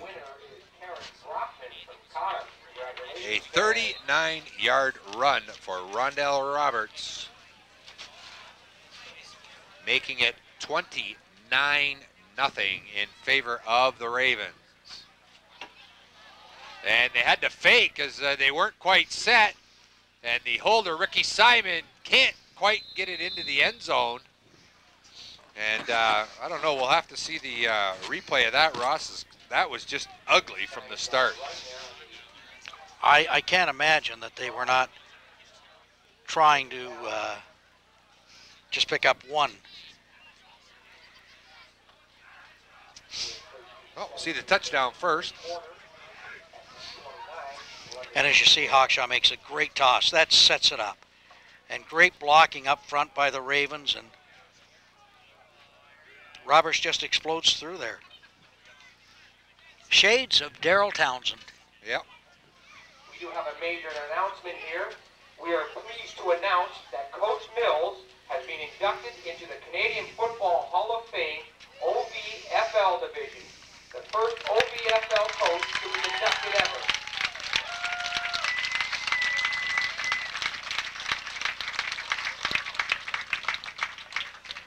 And they just made the announcement here about Coach Mills, as he will be inducted into the Canadian Football Hall of Fame in the OVFL division.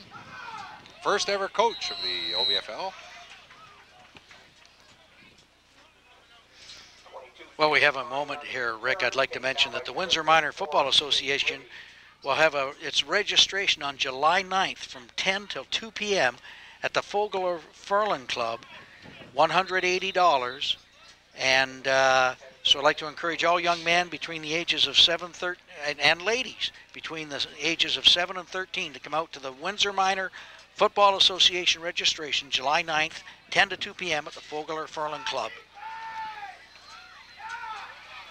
And tackled in the backfield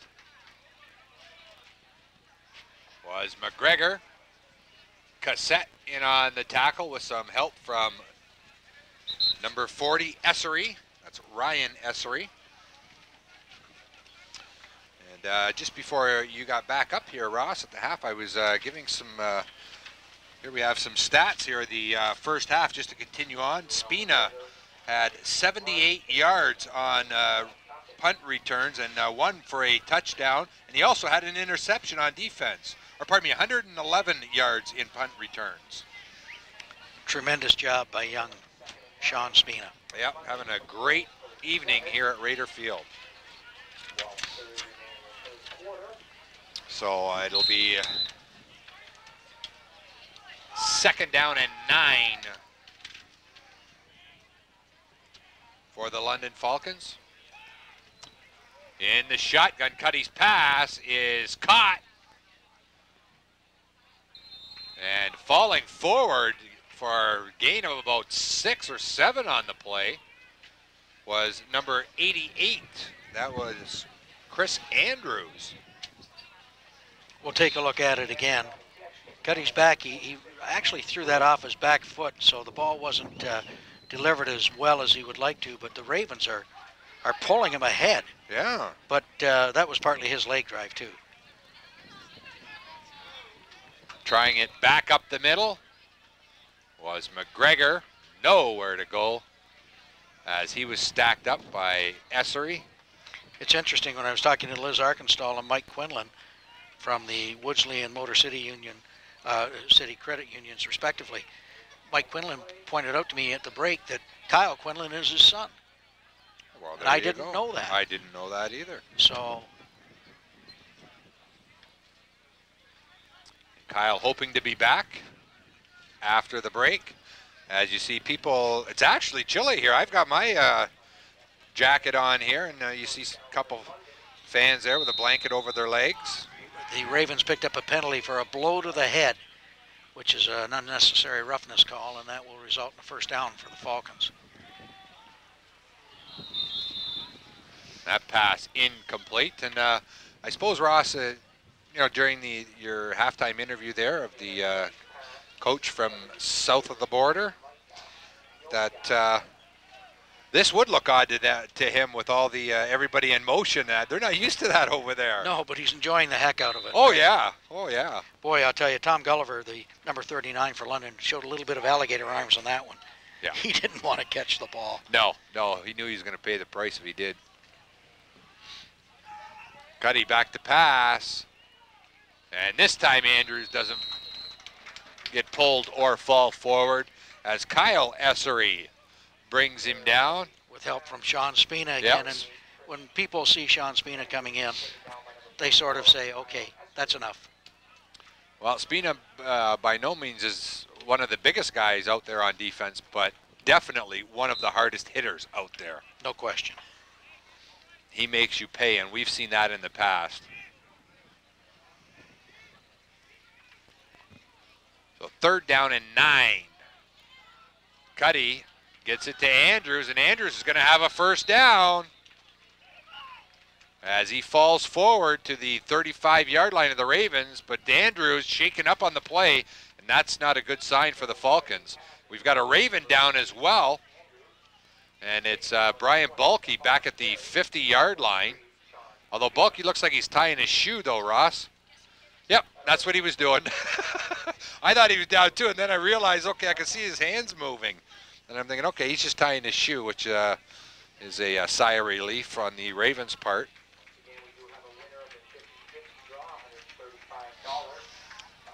See if we can see Andrews there shaking up on the play.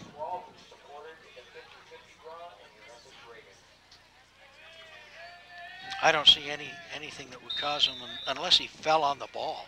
Or he was limping a bit, unless he got his ankle twisted or something, but it didn't look... oh, what a tackle there by number 44, Kyle Essery. Both Esserys getting in on the game here as number 31, Spencer Godbout, could not get out of the grasp. Good hand and arm strength by Essery. Well, Godbout's got the ball here, but Essery just was in there, and there was nowhere for him to go. No. And the thing is, if he didn't bring him down, there was another Raven. I believe it was brother Ryan that was ready to lay the lick on him. So either way, he was going down by one or the other or both of the Esserys. That pass well over the head of the intended receiver. That was number 80, Michael Adams. So that'll bring up a 3rd and 15. I think that throw could be considered a hurry. Yeah.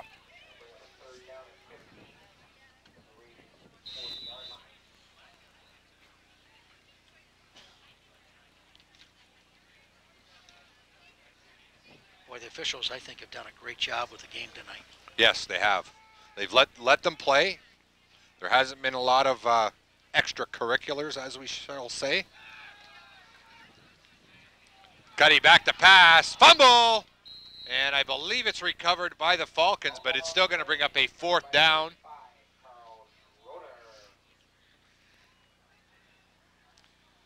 Nate Fitzsimmons, number 45, was in there and almost had himself a fumble recovery. Well, Cuddy didn't put it away. He got stripped from behind. And number 65 for London covered it up very quickly, Brian Blackmore, to make sure that the Ravens didn't get the ball. Actually, I think it was Fitzsimmons that knocked it loose, Ross. Well, I'll tell you, Jim Halpin's been the referee in this game, John McDonald, the umpire, Kirk Hayes, Todd Whited are on the crew, Bruce Carter. Bruce Carter will probably be doing a CFL game tomorrow. Or, yes, tomorrow he'll be doing one probably. Ooh, great kick. Yes, it was. That was Chris Mammo. Well, it'll come out to the 20. As that was Biatola getting it out. And if you get it out, it comes to the 20. Well, I think Sean Spina did a little bit of talking there, and John McDonald saw it and threw the flag. And if John McDonald threw the flag, that means Sean Spina did do something he shouldn't have.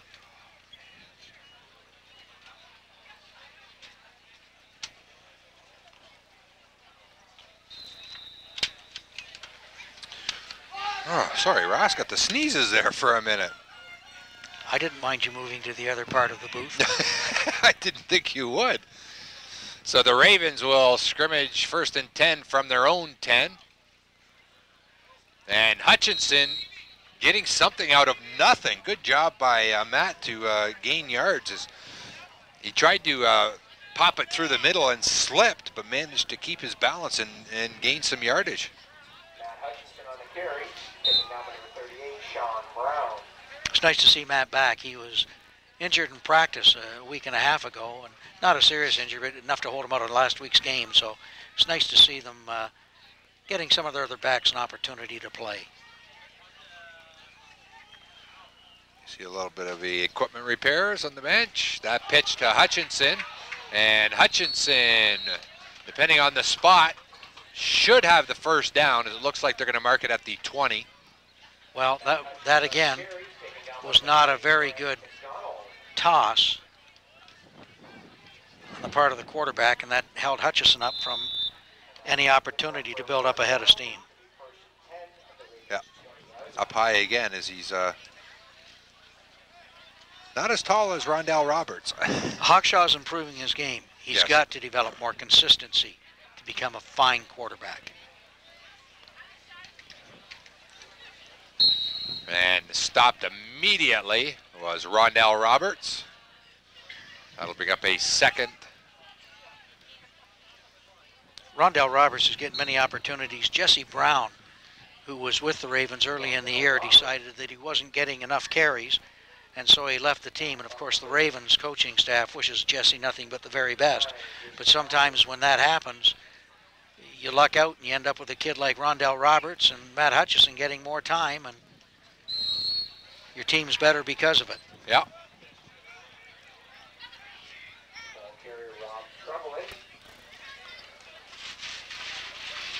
Trevelyan with the carry that time, and that'll bring up a 3rd down and 6 as he gained 5 on the play.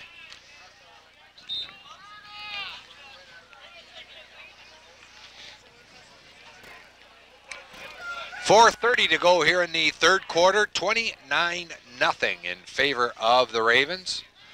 Hawkshaw back to pass, being chased out of the pocket, looks downfield, caught! What a catch by number 82, Brad Fasciasato. And we mentioned it many times before, Ross. Come back for the ball, help the quarterback out, get in the opening, and that's exactly what he did. Well, it's all for naught. It was a great play by Fasciasato coming back to the ball. A great play for Hawkshaw, first of all, to avoid the tackle and then to put the ball on a rope. But I don't see what the penalty is. But obviously, umpire McDonald threw his flag. I didn't see quite the call. It looks like a push from the rear, according to the signal given by referee Halpin. Oh, instead of a 1st down, it will be 3rd and 15.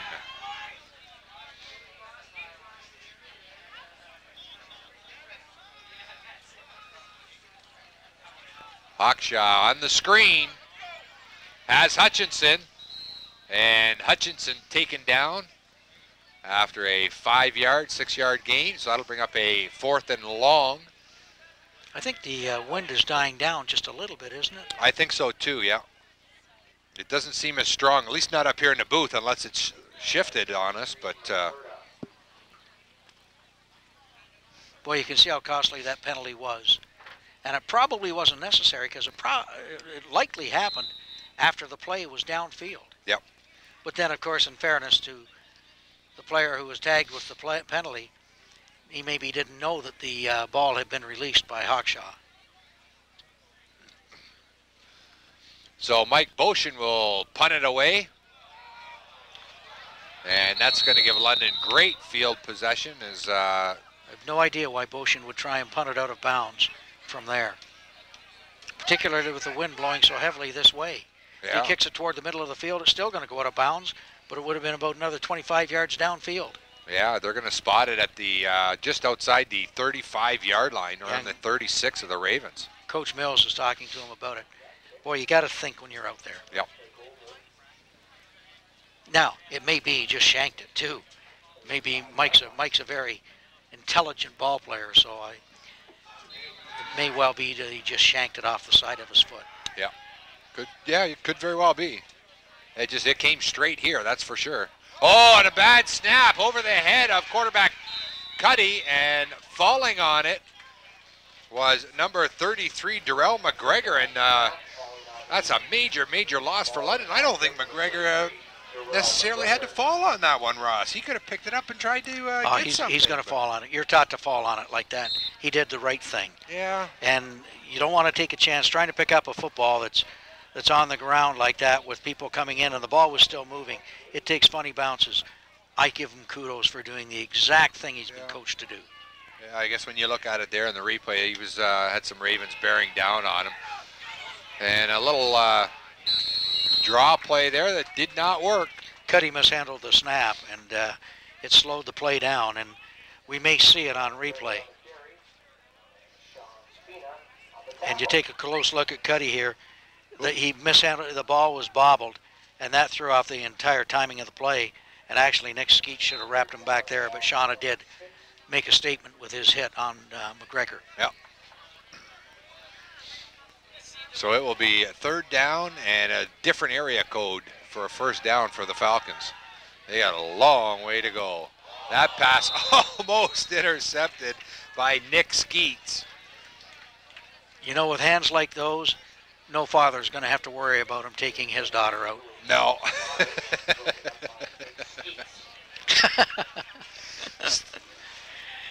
Stonehand Skeets, eh? Where's to stick them when you need it? You know, it's incredible how sometimes you look at your hands and you think, my goodness, they're bricks, not hands. That's it, eh? Nick's a great kid. He's a real fine football player, and the Ravens are very lucky to have Nick back from the injury that kept him out of action early in the season. Yeah. He's definitely a force on defense. And it's good to see Ross with only 2 games after this remaining, as we'll see the punt end over end, and that's going to roll out of bounds. And I'll tell you, it's a good thing, because coming up and diving for it was Sean Speenan. I think that went off his fingers. That's a live ball. Yeah, Sean didn't play that very well. You're taught to catch it in the air, but when you're that far back, let it hit the ground. Yeah. And that's usually contrary to everything you say about it. But he was just too far back. You know, I think if the Ravens got pressure here, they might be able to block one. Yeah, but you just see him, he just put his hands out. But smart thinking by, I think it was Biatola covering up for him. Yes.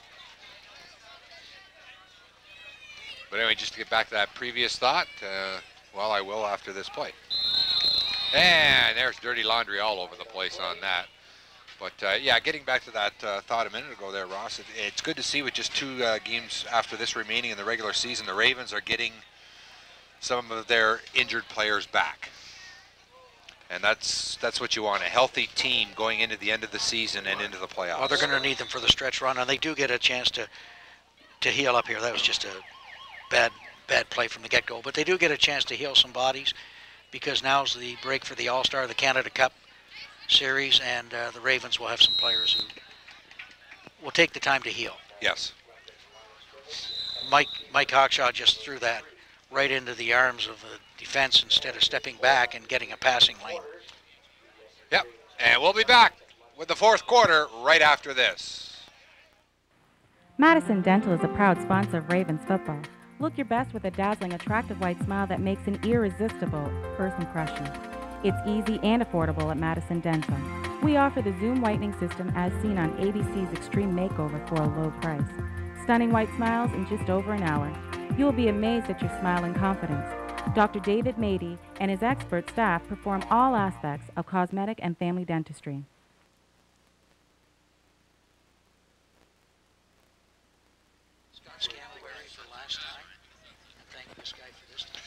And welcome back to Raider Field as you see the skyline view, and another beautiful night here at Raider Field out in Essex as we're about to start the 4th quarter. And before we do, we'd like to thank, of course, in the past, Scott Scantlebury for filling in on the PA, as Greg Wood is AWOL again tonight. So filling in is a friend of mine that I've played ball with and against for probably 20 years or more now. And Rod Drulard, who's filling in, doing a great job on the PA. So I'd like to thank Rod for helping out in a pinch, as I just called him yesterday, and he said, yep, Rick, I'll be there for you. So thanks, Rod.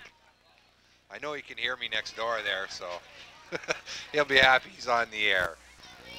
He's doing a fine job. He is doing a good job, yep. Hutchinson and around the outside gets enough for a first down. I'd also like to thank, we have another Raven sponsor on board, and that's Chuck Pronger from the Pond Store. Water Gardens Unlimited at 2580 Jefferson Road, right near Tecumseh. And Chuck's a new sponsor for the Ravens, and we're thrilled to have Chuck on board. And his father, Ron Pronger, is one of the main reasons why we have this field to play on, because he was the director of education when this facility was put in, and did a great job as director. Pitch back to Hutchinson. Hutchinson makes a couple of cuts and gains about 4, and a late flag.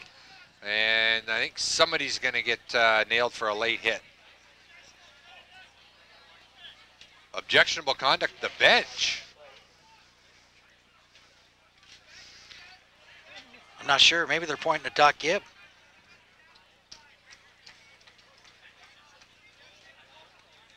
Wow.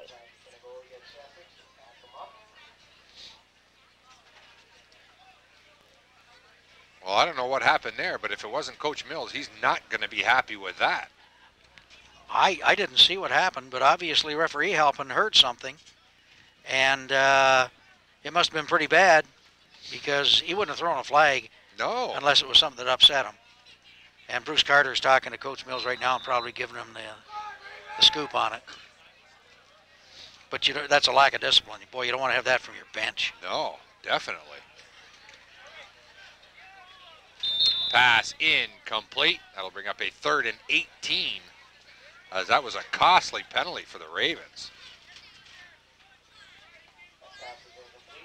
I will kid Jim Halpin about having rabbit ears on that one, though. Oh, that goes without saying.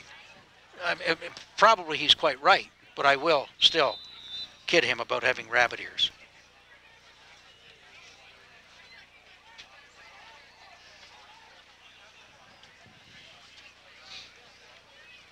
"13 minutes to go here in the 4th quarter. 29-0 in favor of the Ravens. Rondell Roberts has some open real estate and gets it out to the 30-yard line. And he will be 5 yards short of a first down, though. And that'll be 3rd down now and 5. Actually, no, I believe it's 4th down. You know, I wish I hadn't mentioned the Pond Store, because my wife is going to want to go over there now. She really wants to get a pond for our yard, and Chuck Pronger does a great job with those, so I know we're going to probably have to head over there now. Yeah, but he has Sean working for him, though. Well, there are scary thoughts about everything. I'm just kidding. Sean's a good friend. He sure is. They faked it. Yeah, and a first down, Roberts. What a gutsy call. I'll tell you, Boshin sold that big time, like it was going over his head. Well, you know, with the wind, maybe the coaching staff and Coach Mills certainly gave the okay for that. Said it was okay, but we'll pick it up on replay. And just take a look. I think it's a direct snap to Roberts. Yep. And Boshin sells it, jumps way up, and the London players kept on their path toward him, giving an avenue and a lane for Roberts to pick up the first down. Yeah, Boshin gets the Oscar nod for that acting job. 1st and 10 now, up at the 40 for the Ravens. And that pass nowhere near Mark Curtis.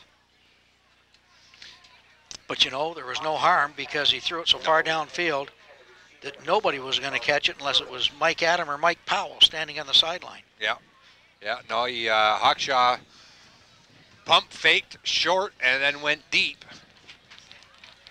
But unfortunately didn't give Mark Curtis enough time to get downfield. On that pass there, he didn't give it a lot of airtime, whereas I suppose one like that, that's when you want the airtime. Sometimes you don't, that time you do. Handoff inside to Trevelin. Trevelin nowhere to go. That'll bring up a 3rd and 10 situation.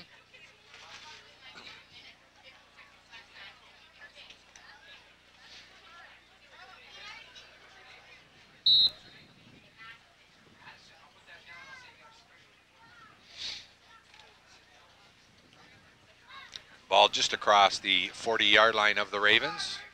They lead it 29-0 with 10 minutes to go here in quarter number 4. Hawkshaw on the screen to Roberts. He got a block. Roberts has got the first down, still on his feet. Finally knocked out of bounds by number 53, Taylor Shaggett. And I'll tell you, Shaggett was the last man to beat. That's an excellent call when they're bringing that kind of pressure. Trap screens, draws. This is a screen. Hawkshaw got rid of it just in the nick of time, did a great job, sacrificed himself, took the hit, got the ball to Roberts. Great blocking downfield in front of him. No hits from behind, and that was good discipline by number 66 for the Ravens. Josh Copty, not to hit anybody in the back. Because he could have there very easily. Oh, deflected, incomplete on the hitch.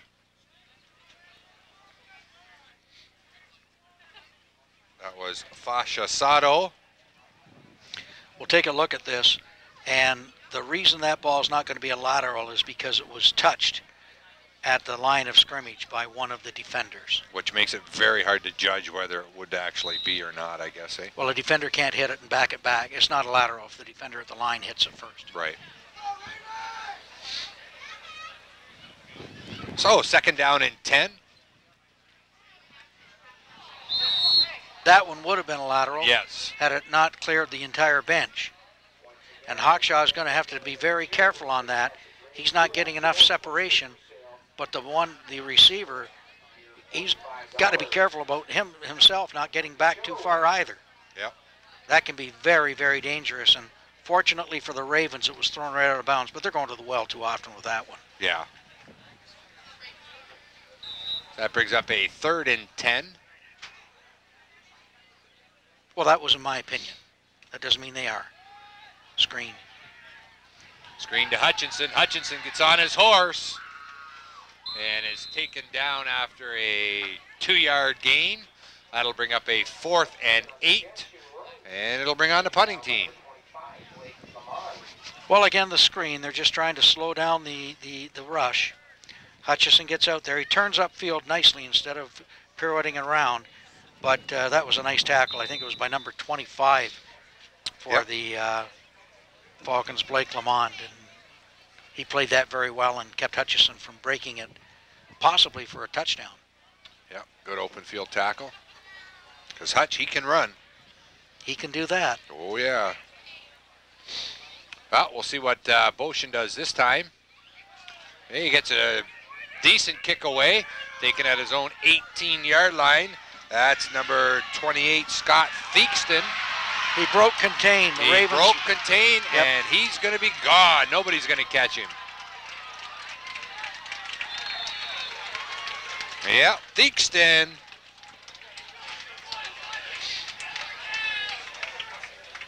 You got to force them back into the middle. They did, but a little too late, and that probably is a result of the Ravens not staying in their lanes coming downfield.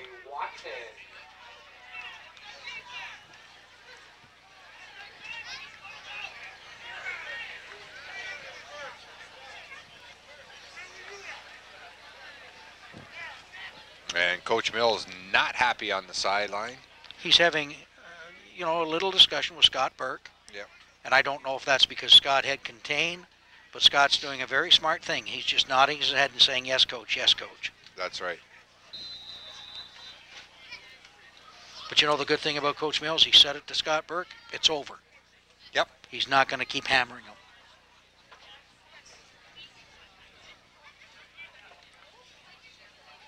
That makes it 29-6. The extra point is good.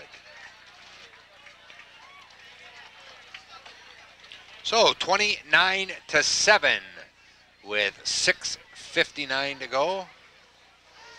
Well, you're going to see this, and again, they broke contain that first lack of hemming him in, and that's why he got on to Burke. Burke let him get back inside. He didn't force him right back inside. He let him get outside, and then he cut it right back against the grain. That was a great run. Who was that, Rick, that ball player? 28, Theakston. Boy, I'll tell you, he did that very well. but it was set up by the fact that Scott Burke let him get outside initially. There you see once again coming up here on the Cogeco Sports Network, the Pan Am Juniors here in Windsor. Full coverage beginning July 28th with the opening ceremonies, and July 29th to the 31st will be the competition. Check the local listings and stay tuned to TV Cogeco for the times of the events for that. And our next TV game will be on the 23rd as Mississauga comes into town to close out the regular season.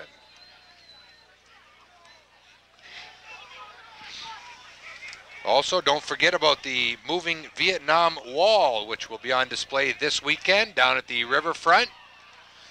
Go on down and see the wall and honor the Vietnam veterans. Well, the Falcons tried to try and get a little bit of life for themselves again, but the Ravens covered the ball very well. Be interesting to see what Coach Mills does now if he tries to keep it on the ground and chew up the clock.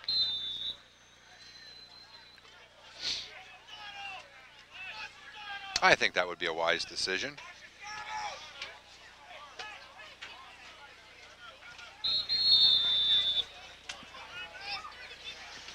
Timeout Essex.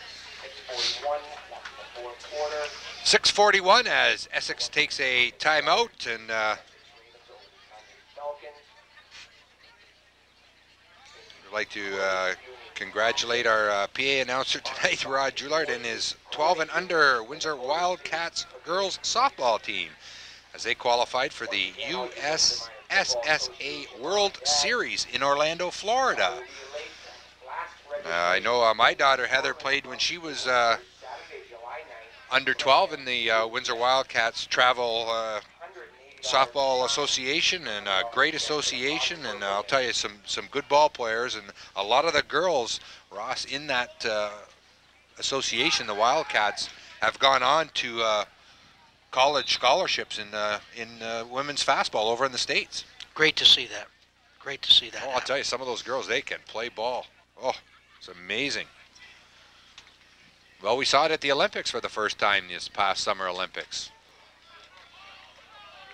Look at Trevelyan. Trevelyan just dragging would-be tacklers along the way. Say, come on with me. I'm not finished yet. Let's go. You know, he's the kind of kid that, you know, no matter how dry it is, his uniform will be covered in all sorts of mud by the end of the game. Oh, yeah. He's just one of those players that just plays with every fiber of his being. Yeah. He looks for the open area, and when he doesn't see the open area, somebody grabs hold of him, he just keeps his legs driving. Yeah. Creates it. He's a lunch bucket player. Yeah. Well, I'll tell you, you'd like to have a few of those on your team. Oh, the hard count, Drew London offside. And that should be a first down, because it's 2nd and 4.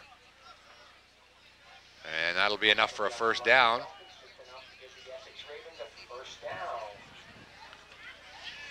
We'll take a look at Hawkshaw, and he's not bobbing his head. He's doing it with his mouth, and that's good. Yep. With his cadence. And Drew London offside. Result, first down, 10, Ravens. Yep, just across midfield. Hand off to Roberts, bounces it inside, looking for an opening. Cuts upfield and picks up 12 on the carry. Roberts is developing into a tremendous running back. He's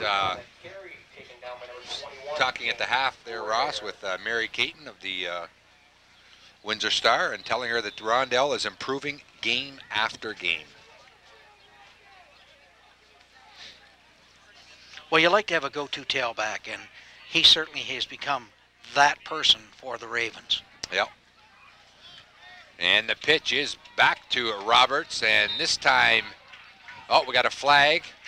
Roberts just couldn't get away from, I believe that was number 53 of the Falcons. That was Taylor Shaget. John McDonald threw the flag, and I think he might have a rough play. I'm not sure. It's against London, but one of the London players started to yap a bit. John just froze him with a stare, and when John freezes you with a stare, you just sort of bow your head and maybe you say a little prayer and just say, nothing. Nothing, that's right. And that will be a first down for the Ravens. Maybe a little bit of frustration setting in now for the Falcons. With under 5 minutes to go here in the ball game, they are down 29-7. Oh, and that was just ugly. I don't know what happened there, Ross, but that was ugly. That just looked like, here, you take it. I don't want it. No, you keep it. No, I don't want it. You take it. Yeah. 3 Ravens in there, and it looked like they were setting up the reverse to Fasciato. Oh, yeah. And he missed the handoff. I'll bet it was. And then Trevlin got in there and just Hawkshaw very alertly covered the ball. Just fell on it, yep. Fasciato really has just turned 16. He could have played junior this year. He's going to be a bright one. Roberts bounces off a couple tacklers and gains about 4 on the carry.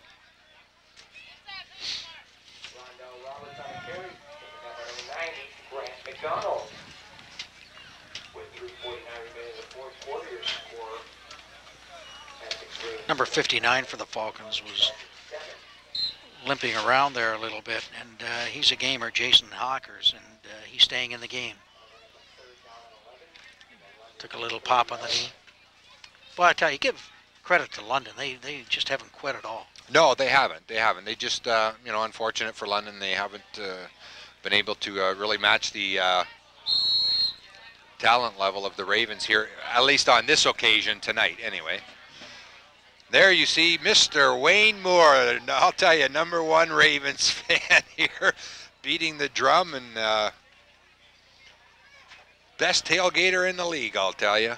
He runs a party and a half. He starts at about 10 o'clock in the morning. Oh, he's here early. He is here early. Oh, yes. And he's got his flag set up, people coming in, and it's a happening. And if you haven't been out here, I would urge you to come out to the CAW Bowl, particularly CAW workers who you get in free to that game on the 23rd, and we'd love to see as many people from the CAW out here for that bowl that they sponsor. Ken Luenza and Gary Parent are so supportive of what we do, and we want to see them out at our game.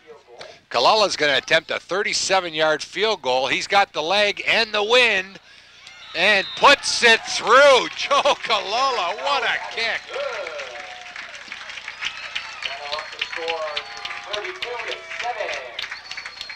37-yard field goal. One of the nicest young gentlemen I've ever been associated with. Yes. Joe Kalala, out of Holy Names. And what a leg. Oh, yeah. He sure can kick.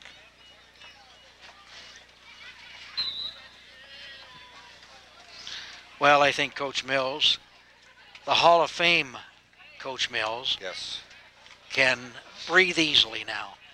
Yep.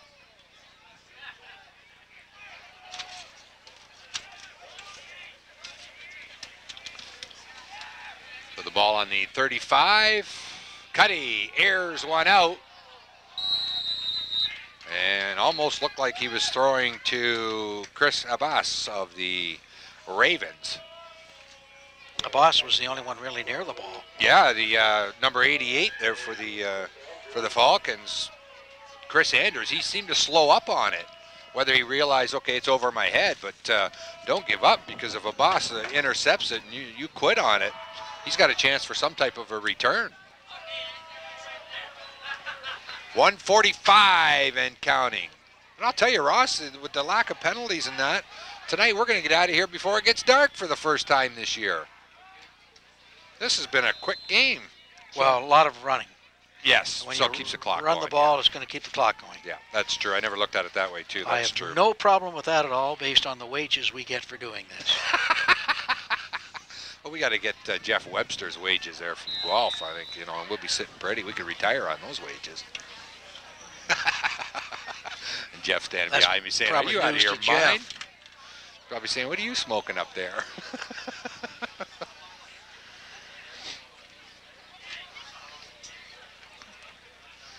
Well, 1 minute. As Cuddy airs out the wounded duck, and that's going to be pass interference. Bianchi was all over. He was pushing number 88 there, Andrews, in the back. He gave about 3 pushes in the back. Slow down, slow down. If you're going to get a flag, make it obvious. Oh, and he did. And that's as obvious as it gets. The only thing is, I think it's a 10-yard penalty. It's not at the spot of the foul. Oh, okay. No, and that's what they're doing. They're bringing it back, yeah. But watch beyond, I mean, if you're going to be on television, you don't want it to be for this. Yeah. But you'll see him. That is such an obvious call for the official. You didn't quite see the push in the back, but it was so obvious. Yeah. You saw 2 hits, and by the time the camera got downfield, he'd already hit him 3 times, folks. Trust me. It was that obvious. There was absolutely no question about it. Oh, no. Coach Mills just got drenched with the water bucket. And that's what the crowd is cheering about. There you see, saying it is cold. It is that. Yeah, all this coming with 40. Yeah, and happy birthday, Coach. Look at the lower portion of the screen here on the replay. And there it goes.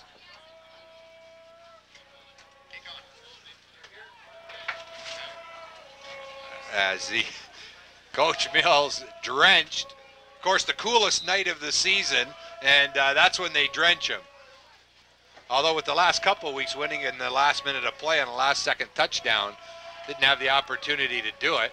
And also it being his birthday, Cuddy's going to go down, fumble, Ravens ball with 35 seconds remaining.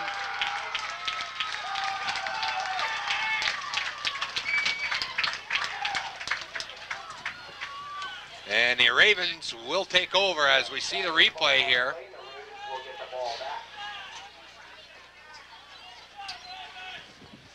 And that's number 34, Jake Ribby. Coming up with that. Nice hit on the quarterback.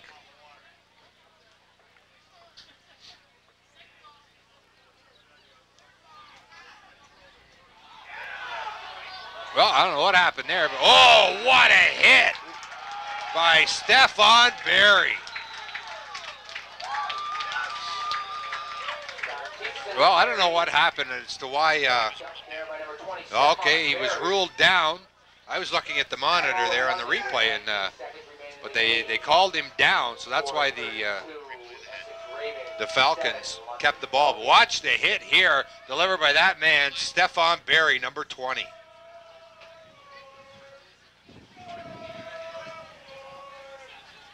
Right there, he just laid the shoulder into his number counterpart, Dane Andress, number 20. And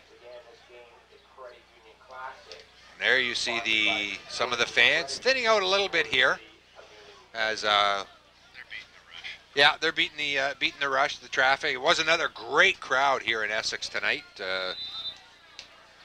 I would estimate probably another couple thousand.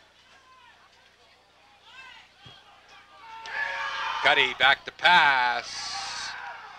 And complete, and down at the Ravens 20, number 88, Chris Andrews.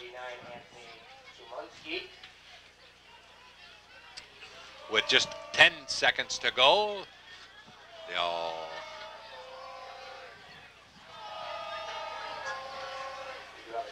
well, we're going to have a timeout, as it will be a London first down. 10 a.m. to 2 p.m. Registration is $180 to sign with a $100 check for the So we should have time possibly for a couple plays, maybe. So the Ravens with a clean sweep of the Falcons here at Raider Field, as the juniors defeated the London Juniors 16-6 in the junior game earlier this afternoon. And that pass is incomplete, almost intercepted in the end zone. And the Ravens up with 4 seconds here in the varsity contest by a score of 32-7. And the junior game, a big upset, really, for the Ravens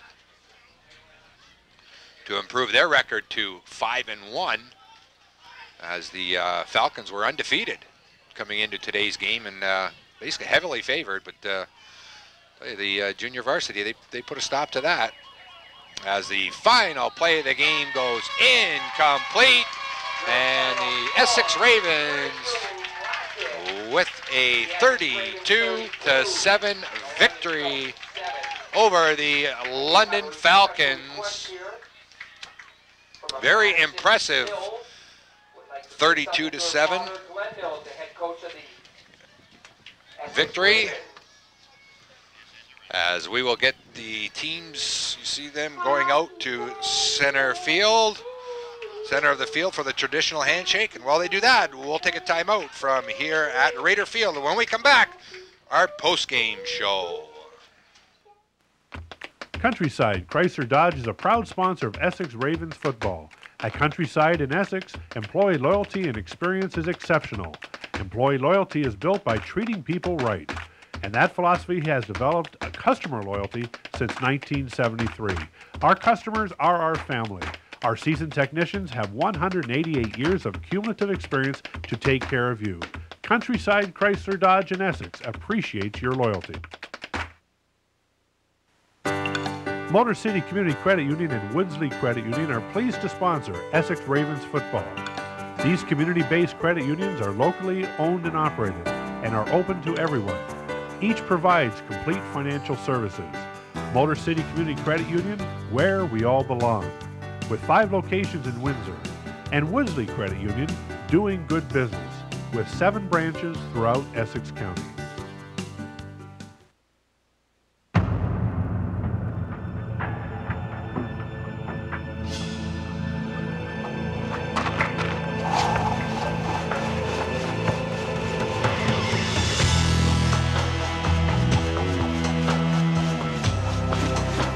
Behind every person who is touched by cancer, there's a growing force fighting all types of cancer in communities across the land.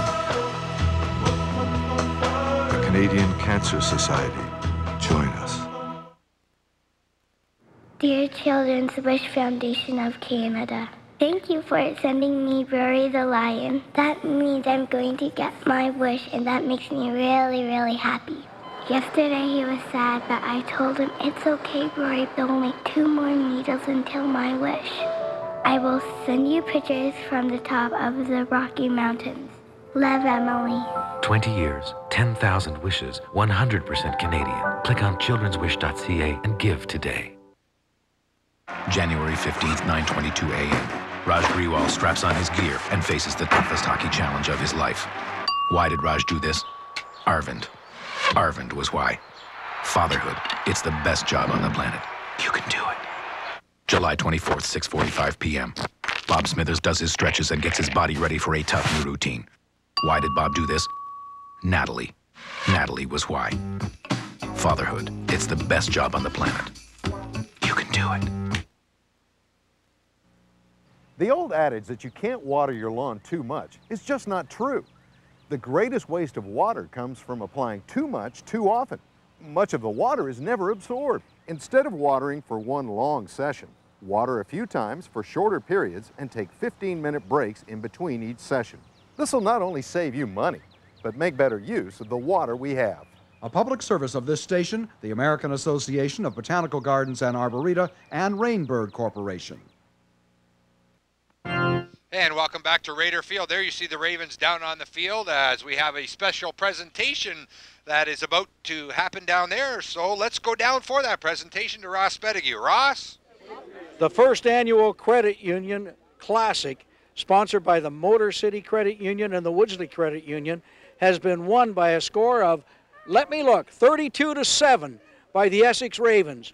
From the Motor City Credit Union, once again, Mike Quinlan, and from the Woodsley Credit Union, Liz Arkansas, to present the plaque, the championship plaque, or the Credit Union Classic plaque, to the captains from the Essex Ravens. And guys, come on up front.